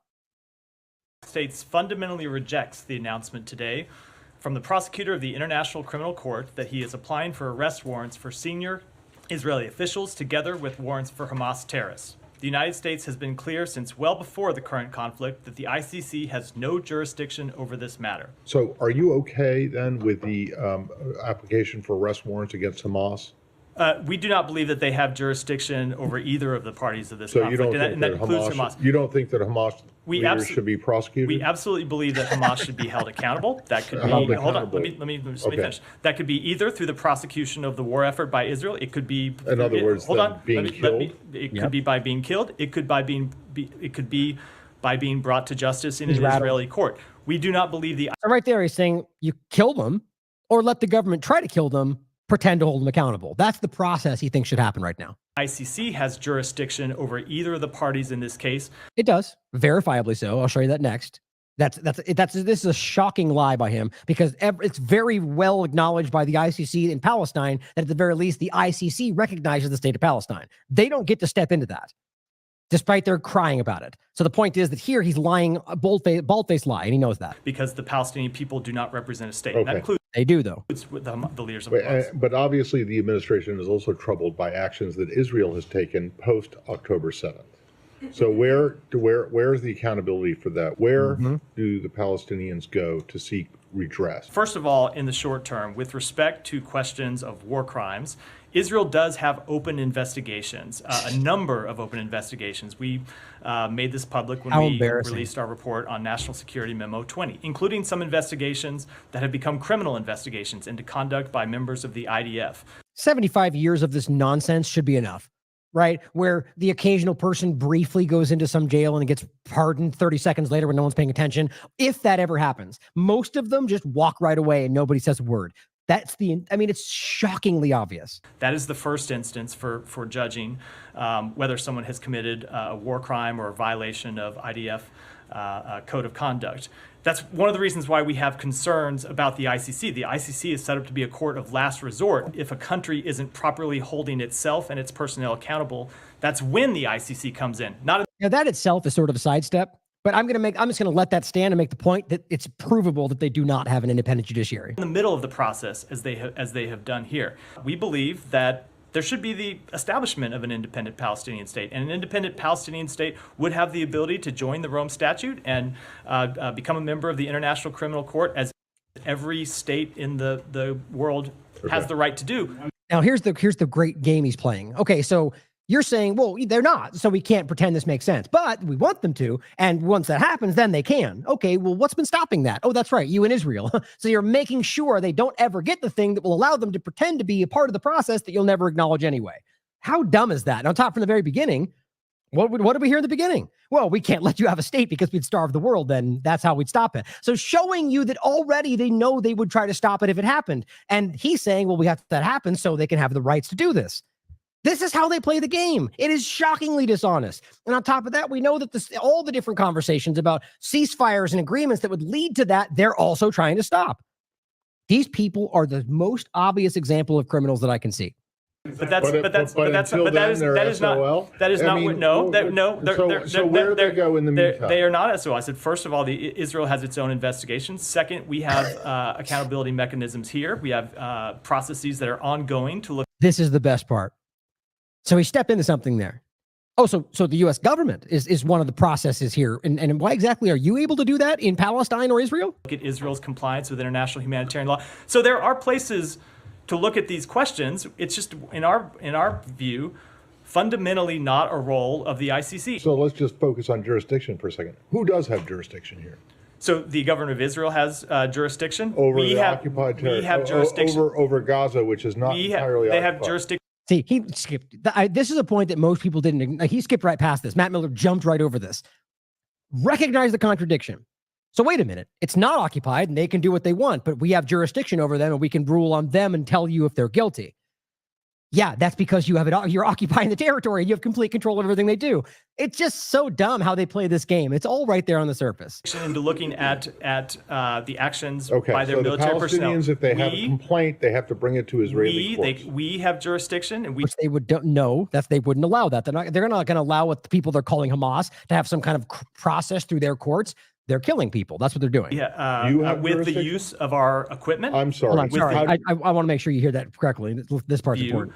Fundamentally not a role of the ICC. So let's just focus on jurisdiction for a second. Who does have jurisdiction here? So the government of Israel has jurisdiction. Over the occupied territory. We have jurisdiction. Over Gaza, which is not entirely occupied. They have jurisdiction into looking at the actions Okay, by their so military the personnel. Palestinians, if they have a complaint, they have to bring it to Israeli courts. We have jurisdiction, and we You have with the jurisdiction? use of our equipment. I'm sorry. With the, how do you have with the jurisdiction? use of our military equipment Matt, that we have provided? How do you have jurisdiction? If you look at the Leahy law, if you look at Look, that's not jurisdiction in a criminal process. That's not in the criminal jurisdiction over- process, but it has to do with the determinations that we make and the policies that flow but from that's it. not So, but Matt, Just skip it. Just skip it. Then I just got called out. Just skip past it. Clearly, we're talking about criminal jurisdiction because we're talking about court of law and charging them for crimes. So you just point to something that has no relevance to that point and then just jump past it. Who cares? This is my point. This guy is good at this job. He's and even now he's doing so much better than you would ever imagine. KJP trying to fumble through this, or even Patel for that matter. And this is how bad it looks because they have nowhere to step. They have lost. Doesn't mean it's going to change, but it should if there's any justice in the world. Term, you were right that we want to see. You used to work for DOJ, Matt. You were on. There's no U.S. does not have jurisdiction. There are different. I wasn't referring to criminal jurisdiction, Matt. There are different ways to look at this. Long term, That's my point. So why even bring it up? Because you're trying to water it down. I agree with you that the Palestinian people should be a state that has and have the ability to make these determinations, but that's not where we are today. That's where we're trying to get to. Hardly. So they're going to maintain that stagnant middle of the ground area and act like we're doing our best, even though everything you're doing on reality is making sure it never comes to pass, so that you can make those statements. Fine with the ICC going after Russia in no time flat. Don't miss that. He didn't call on him, but Sam Husseini says, well, you were fine going after Russia immediately. Guess what? Russia is not a signatory on the ICC. Oops. Contradiction. Earlier today, Secretary Blinken issued a statement announcing that based on information that is currently available, the U.S. government assesses that Russia's forces are committing war crimes in Ukraine. We welcomed the fact. And by the way, that's while it's still ongoing. The argument they claim they can't do over here in Israel because it's still ongoing. Fact that the new incoming prosecutor of the International Criminal Court has also opened an investigation into the situation within Ukraine. In terms of the Which, of course, they support, right? So now you're saying it's okay for the ICC to go after this group that we don't like, even though they're not part of the ICC. But over here, you can't because they're not part of the ICC. Yeah, that's it. Complete contradictory. Accountability, talk about the fact that Israel has open investigations. So what kind of timeline did Israel provide you to conclude those investigations? So we have made clear to Israel that those investigations ought to proceed expeditiously. Okay, so how long? They said we said they should go fast. It's not an answer. The point is that most of these investigations allegedly started the first couple of weeks. Nothing has happened. Now, what's actually happened, if you look into it, is Israel's already made the statement, probably the day they made the argument they'd investigate, that we don't need to because we already know where you're going. Like this, taking like the Flower Massacre, for example. What did they say? He said they're going to investigate. And they came out and said, no, we didn't. We already did. And we're not guilty. And then a week later, there's going to be an investigation. They already came out and said, we know we're not guilty. We already did our investigation. This is a game of lies. So what he's doing right now is just giving you ambiguous statements to make it seem like we're in the process of all these investigations that will never go anywhere, and most of which they've already claimed they finished. Guess what? They're not guilty. They ought to reach conclusions as soon as possible. And have they provided you a timeline? I'm not going to speak to our internal discussions or speak for the Israeli government, but it is very difficult always to put a timeline on any kind of investigation, certainly on a criminal investigation, and I wouldn't want to do that on behalf of the foreign government, other than to say, oh God, no, can't do that. Our expectation, except Russia or China or Gaza or all the rest of the ones you don't like. But God, we can't do that here. On behalf of the United States is that they should proceed and finish as soon as possible, but not at the expense of thoroughness. Of course not, because it's got to be thorough, right? Even though it ended 6 months ago, but you got to be thorough. So it might take 7 more years. And then by the time we get there, we'll change. This is constant. Great job on Decentered News. They're always breaking this stuff down. And here's going forward on the same segment. Here's Ben Rhodes highlighting what is one of the most obvious things we can point out, but it's still worth highlighting. There is no such thing as a rules-based international order if the rules only apply to people and countries you don't like. Some people need these things to be pointed out to them. Now, here's the same clip, by the way, a little slightly different clip, but same conversation. Craig Molkheiber simply points out Miller is openly lying here. We'll make this point in a second. Palestine has been a clear and stated member of the ICC since 2015, unequivocally. The ICC jurisdiction over acts committed on Palestinian territory has long been confirmed. They just don't like it. They dispute it, but they don't have the right to stop it. It's clear. They've already made their agreements. Palestine is part of the ICC, which does then give them jurisdiction over Gaza, but also crimes committed against them in Gaza by Israel. That was an interesting way they played this a long time ago, and it worked well. Yet another case of the U.S. trying to undercut international law on behalf of its oppressive foreign ally while screaming about international law. Owen Jones highlights claims that the ICC has no jurisdiction over Israel by the likes of the UK government are a joke because the UK is doing the same thing. And Russia isn't a signatory to the ICC either, but the ICC was granted jurisdiction in Ukraine just as it has jurisdiction in Palestine. They welcomed Putin's arrest. Case closed. These are liars, guys, and a double standard at the very least. He says what's outrageous is that Joe Biden knowingly supplied weapons to a state he was clearly aware was committing war crimes on an industrial scale. So outrageous, in fact, that he has forever secured his place in the history books as Genocide Joe. Again, highlighting Barack Ravid saying the ICC, just towing lines, playing the corporate journalist to a T. Now here, Michael Yohanna points out a very interesting statement made by Karim Khan from the ICC. He says a senior official told him, quote, the court was built for America, or excuse me, for Africa and thugs like Putin. Now, that's how he says it. I think it's how it's supposed to be said, but I still say Putin. Point is that's a moment of, I don't know why he's putting these things out there. It's causing him to get attacked by the people that I think are ultimately able to remove him. I mean that in the most dishonest sense, but definitely still the truth. That they're admitting the reality. We only made this so you could go after the people we don't like. That's the truth of it all. Listen to it from his own mouth. Of the individual is the protection of babies. I mean, these are fundamental American values that should engender bipartisan support. Now, of course, this situation, unfortunately, lies on the San Andreas fault of international politics and strategic interests.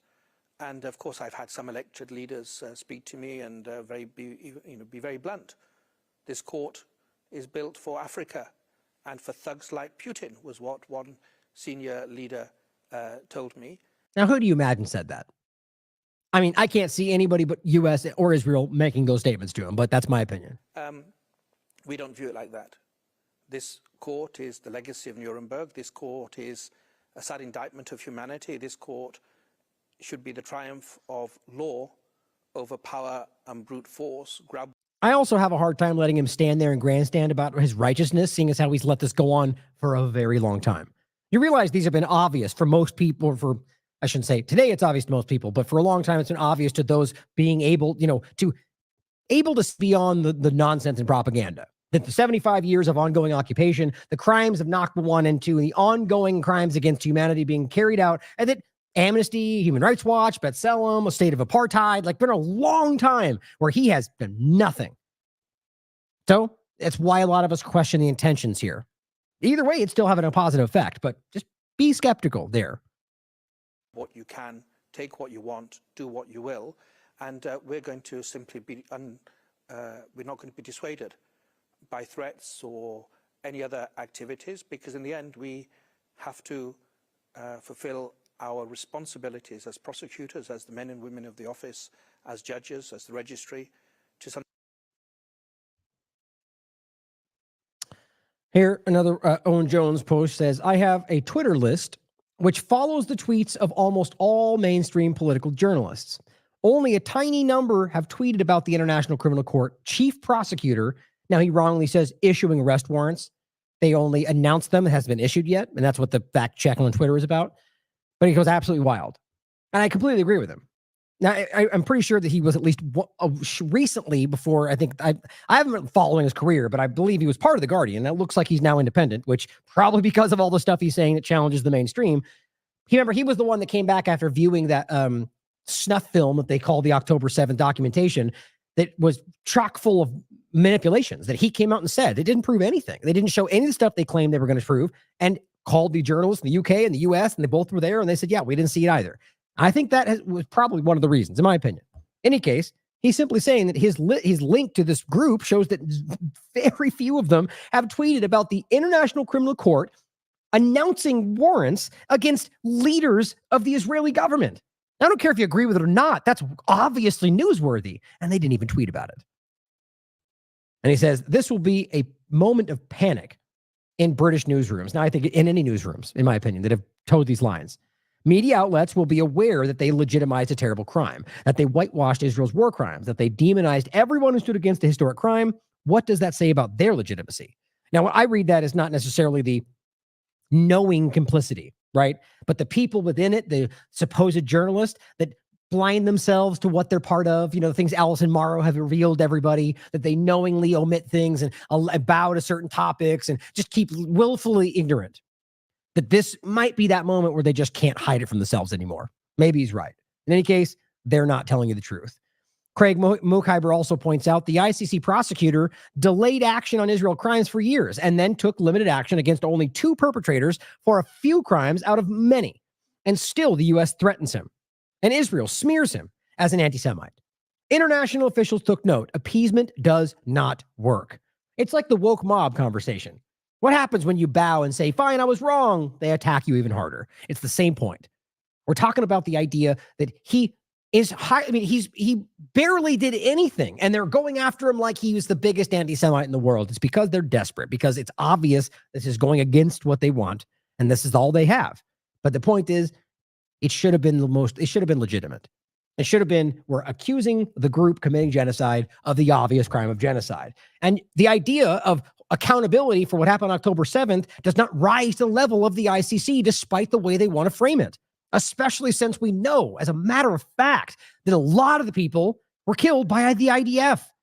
You just can't decouple those things, as well as the fact that there was an incredible amount of foreknowledge, which continues to open the door to the fact that at some level this was allowed to happen. All these things are supposed to be so unspeakable. The truth is the evidence backs it up more than anything else you can show. We've gone over these in different shows. Now, this is interesting in regard to showing you the kind of the reason Pompeos of the world and Boltons will say these things. The Squirrel points out in 2002, the U.S. signed the Hague Invasion Act into law, which states that if any U.S. or NATO official is charged with a war crime, doesn't matter whether it's justified, guys, at the ICC, the U.S. will invade and destroy the city in court. Now watch them include Israel to the list very soon. I completely think he's right. And the point is, this is it right here.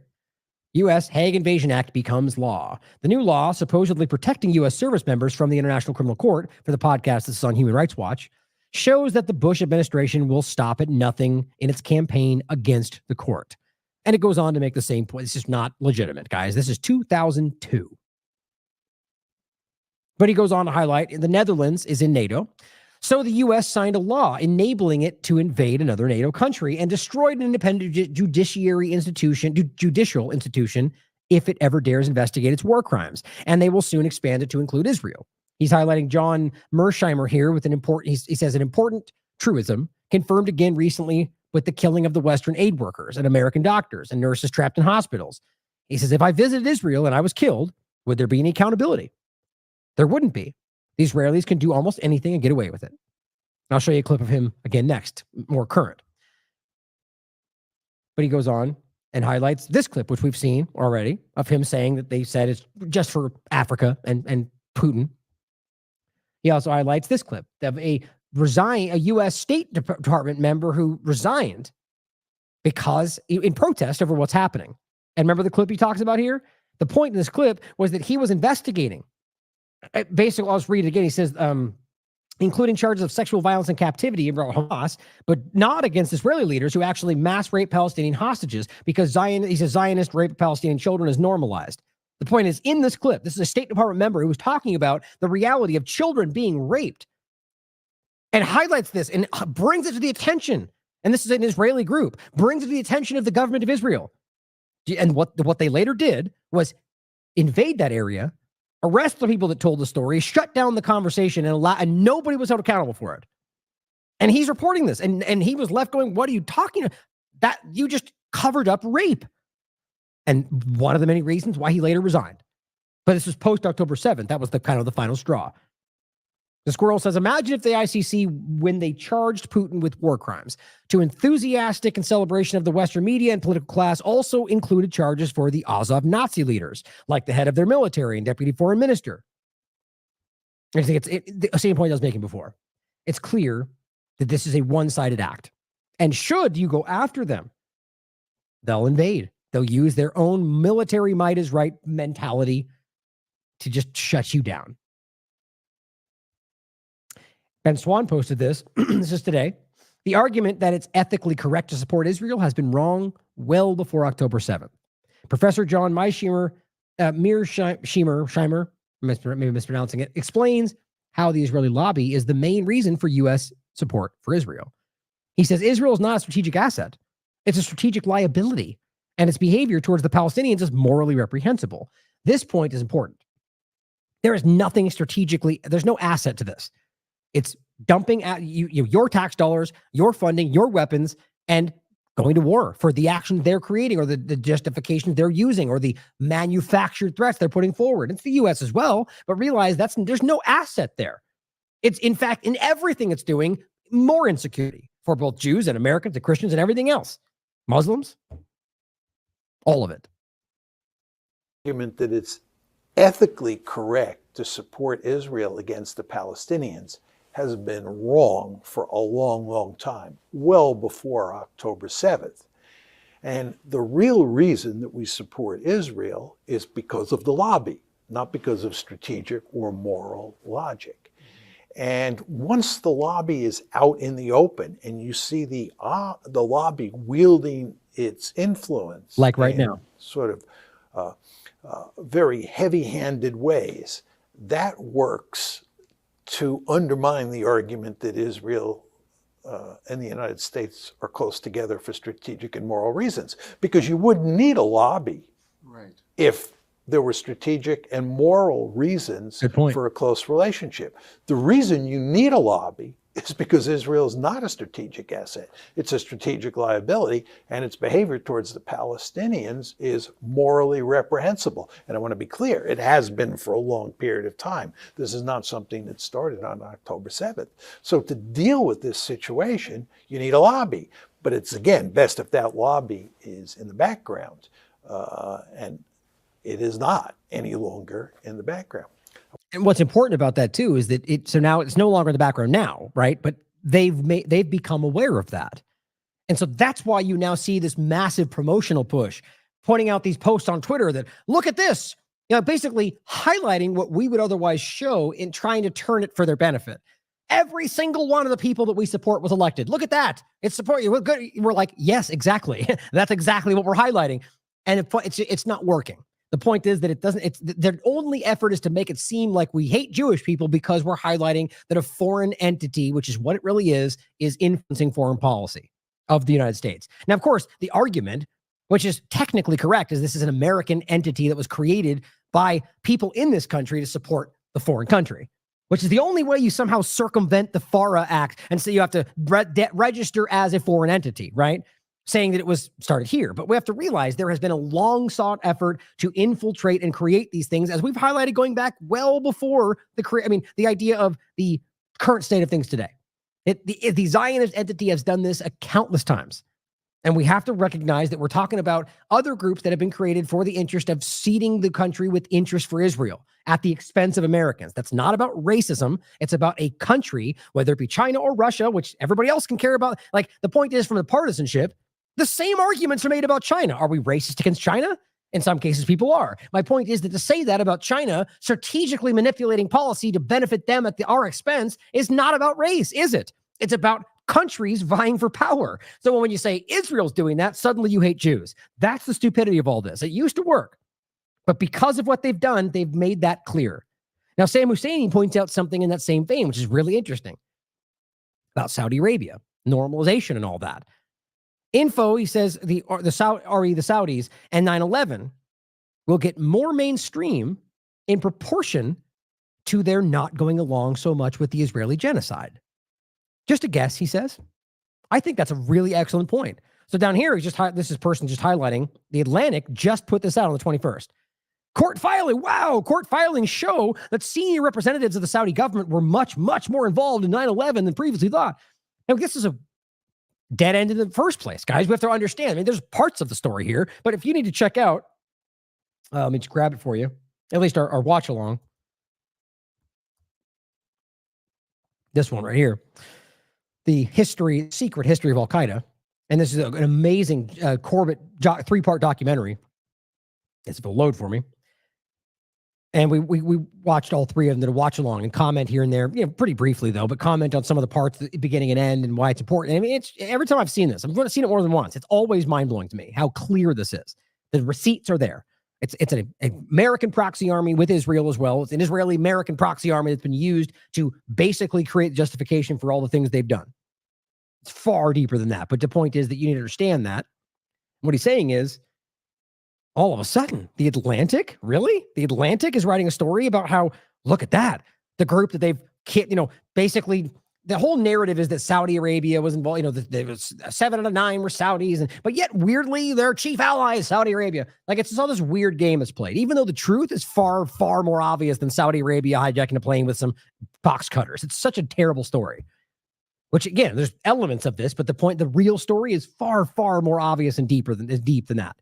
But the point is, all of a sudden, why is Atlantic writing this? Going, look at this. They're actually more involved than you think.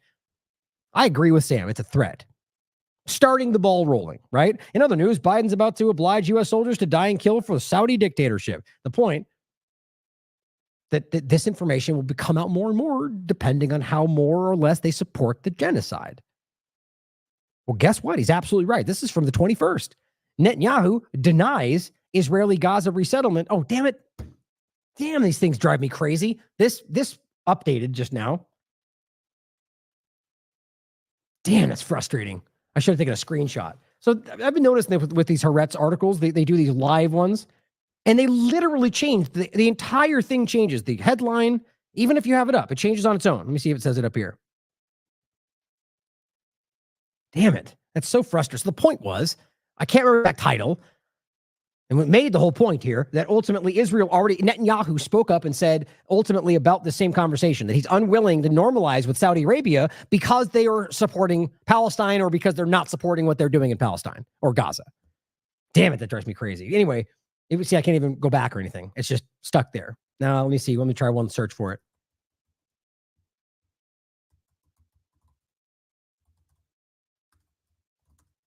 See if it pops up somewhere.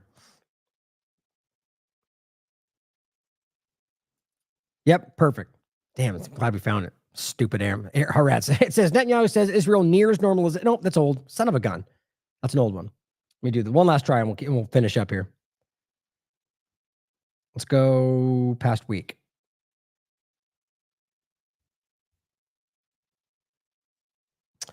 ICC likely to prosecute Netanyahu. Shoot. I know that I didn't spell that right. I know those of you that watch this show, which, by the way, make sure you confirm it for yourself because anyone can make mistakes. But I know that you guys know that that's not something I would make up. But nonetheless, for people that might not know that, I want to make sure that that point brought it all together. Here we go. 5 days ago. Saudi normalization could abort Israel's Rafah operation, but not solve Gaza's troubles. Now, that's not the same article, but you get the same kind of the contradiction. Saudi Arabia and the normalization that they're trying to achieve, which is not really in the interest of anybody but Israel, is kind of up in the air because of their at least not wholehearted support of Israel and what they're doing. So that's my ultimate point, is it's already fleshing out to be true, that they're already seeding these things going, wait a minute, oh, it might be a little more than you thought. And Saudi Arabia is going to pick up on that and go, well, shoot, we don't want them to really turn the war on terror focus to us, right? So here's what Lindsey Graham just said. And this goes into the point we were going to make of this last part of the segment in regard to the claim of why the ICC shouldn't be able to do this. He says, well, first of all, this is the statement from Joe Biden. You know, even at every other point, when it's not about war or Israel, these two we hate each other. But now, well said, Mr. President, the ICC is going rogue again. Years ago, they tried to come after U.S. soldiers in Afghanistan. That's the point we captioned earlier. And now they're coming after Israel, like there's somehow an equivalence there. And it says the most robust democracy in the Middle East. That's what he just said. How stupid is that? With an incredibly independent judiciary. That's the point we're going to get into. The reason he says that is because that's the main point for why the ICC shouldn't be doing this, at least right now. Even though they allowed it to happen with Russia, who's not a member, who is in the middle of a war. Both points are the same, but we can do it for Russia. They say, well, if they have an independent judiciary that's capable of investigating itself, that's not the place for the ICC. Well, let's make the point that they don't. The ICC, he continues, has far exceeded its mandate. I look forward to working in the bipartisan way with the administration and Congress to sanction the ICC and this outrage against Israel. Equally important, we must also put sanctions in place to protect American personnel from any future actions.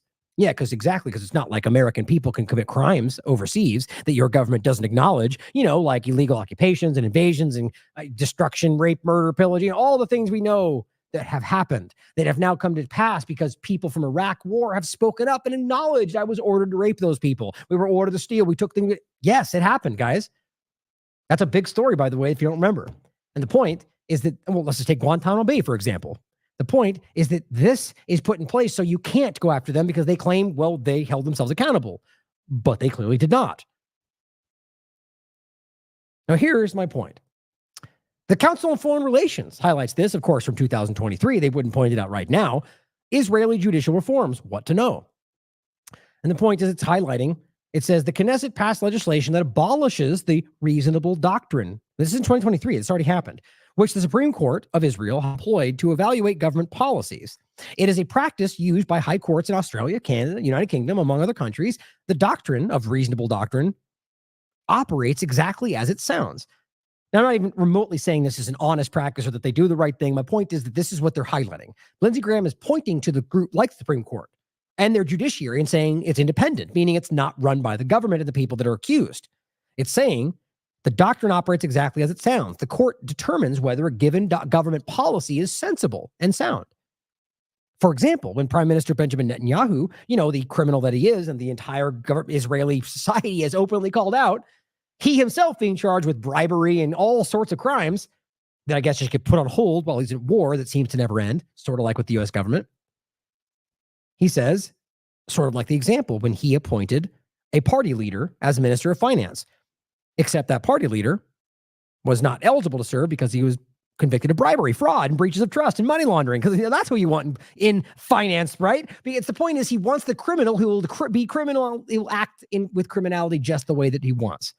Sort of like the proxy elements they fund around the world. The craziest, most extreme that'll just do whatever you want because of money. Not the ones that will do the things you pretend you want that won't let you take over their country, right? That's the funding of Hamas and everything they talk about in the past. The point is, the Supreme Court said, no, you're not allowed to do that because he's not eligible.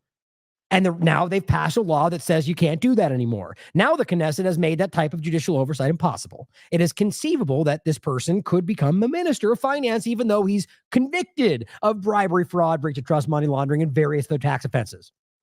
That makes sense, right? It's also possible that the annexation of parts of the West Bank will now proceed, given that that by dint of the legislation, the Supreme Court is limited in its ability to be a check on the government's power. The exact thing that they're talking about. Here's the Times of Israel, which now the highlight is gone. I'm going to just kind of jump past it time as well. But this is from 2018. Without an independent judiciary, Israel's cherished democracy will be at risk. Now, this is what she's highlighting in this. And this was a lecture in Jerusalem of the senior judge of the senior judge on Canada's Supreme Court, who spoke up and said, if this comes to pass, this that's already happened in 2023, we won't have an independent judiciary. Oops. So here we're already there. It's already very self-evident. And other Supreme Court entities have spoken up and said, if that happens, it won't be. And we're there now. Okay. Just to make that clear.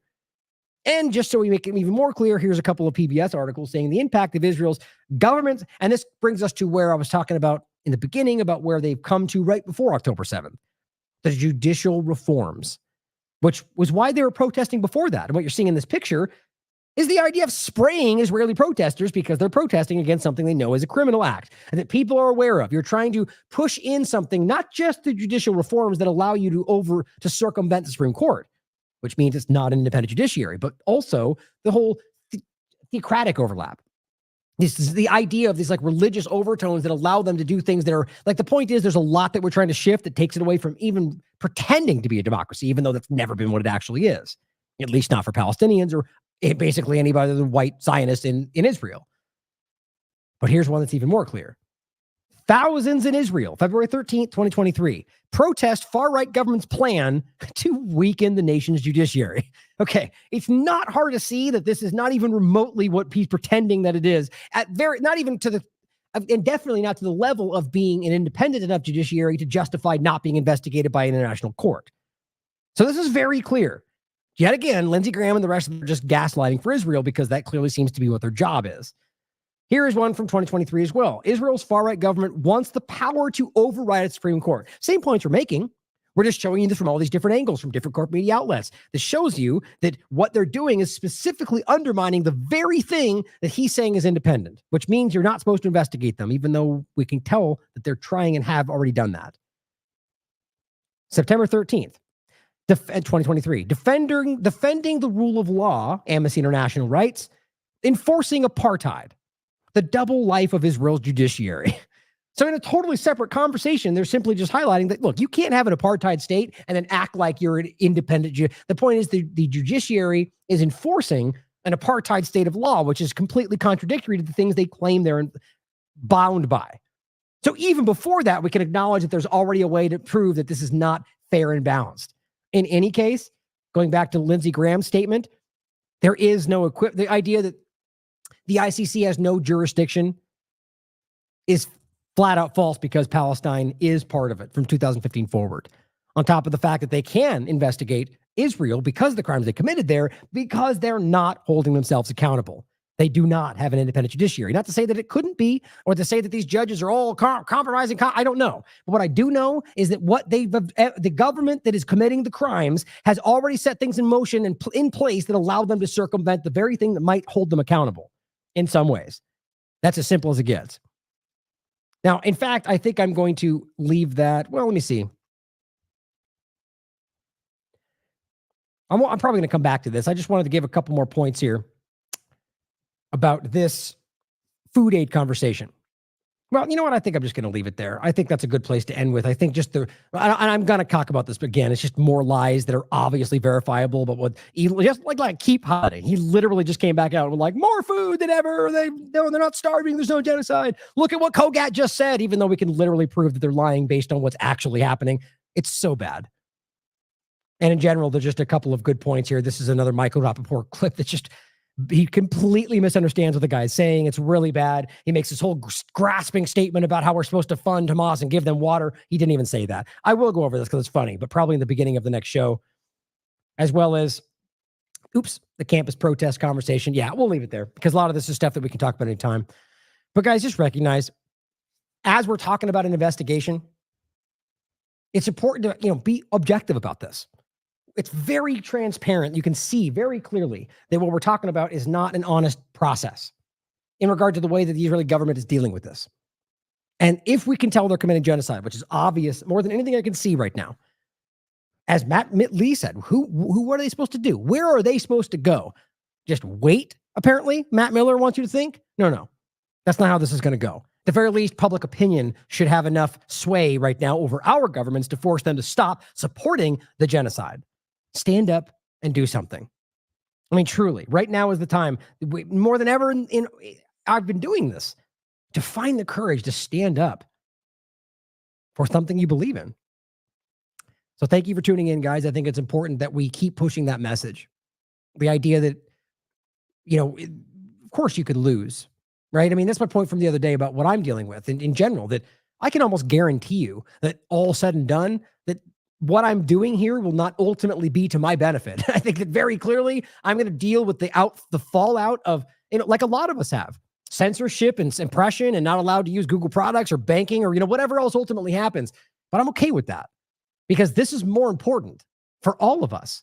And we all, I think, need to accept what kind of, look, if we're dealing with a dishonest government that's going to hold you accountable for things you did not do or call you a racist, even though you're not doing that, isn't that worthy of fighting? Even if you end up taking the detriment for what those illegal and unjust allegations, I would argue, at least that's what I think. And I think it's time for people that do believe that to take those actions. I never mean violence. I mean standing up in an uncomfortable time to make sure people recognize that you are on the side of truth and justice. And these are not some, tropes or naive statements. I mean, if we don't believe in things like truth and justice, I mean, what are we doing? And I think this is one of the most important times that I've seen where we need to stand up and make sure people see that, even if they disagree with you. The facts, like with the COVID-19 conversation, are self-evident and with time will be to everybody, even if they don't admit it. So what I see our job at right now is to do everything we can to get that in front of people that need to see it in hopes that just enough momentum starts to stop, at least for a moment, what's happening to these people.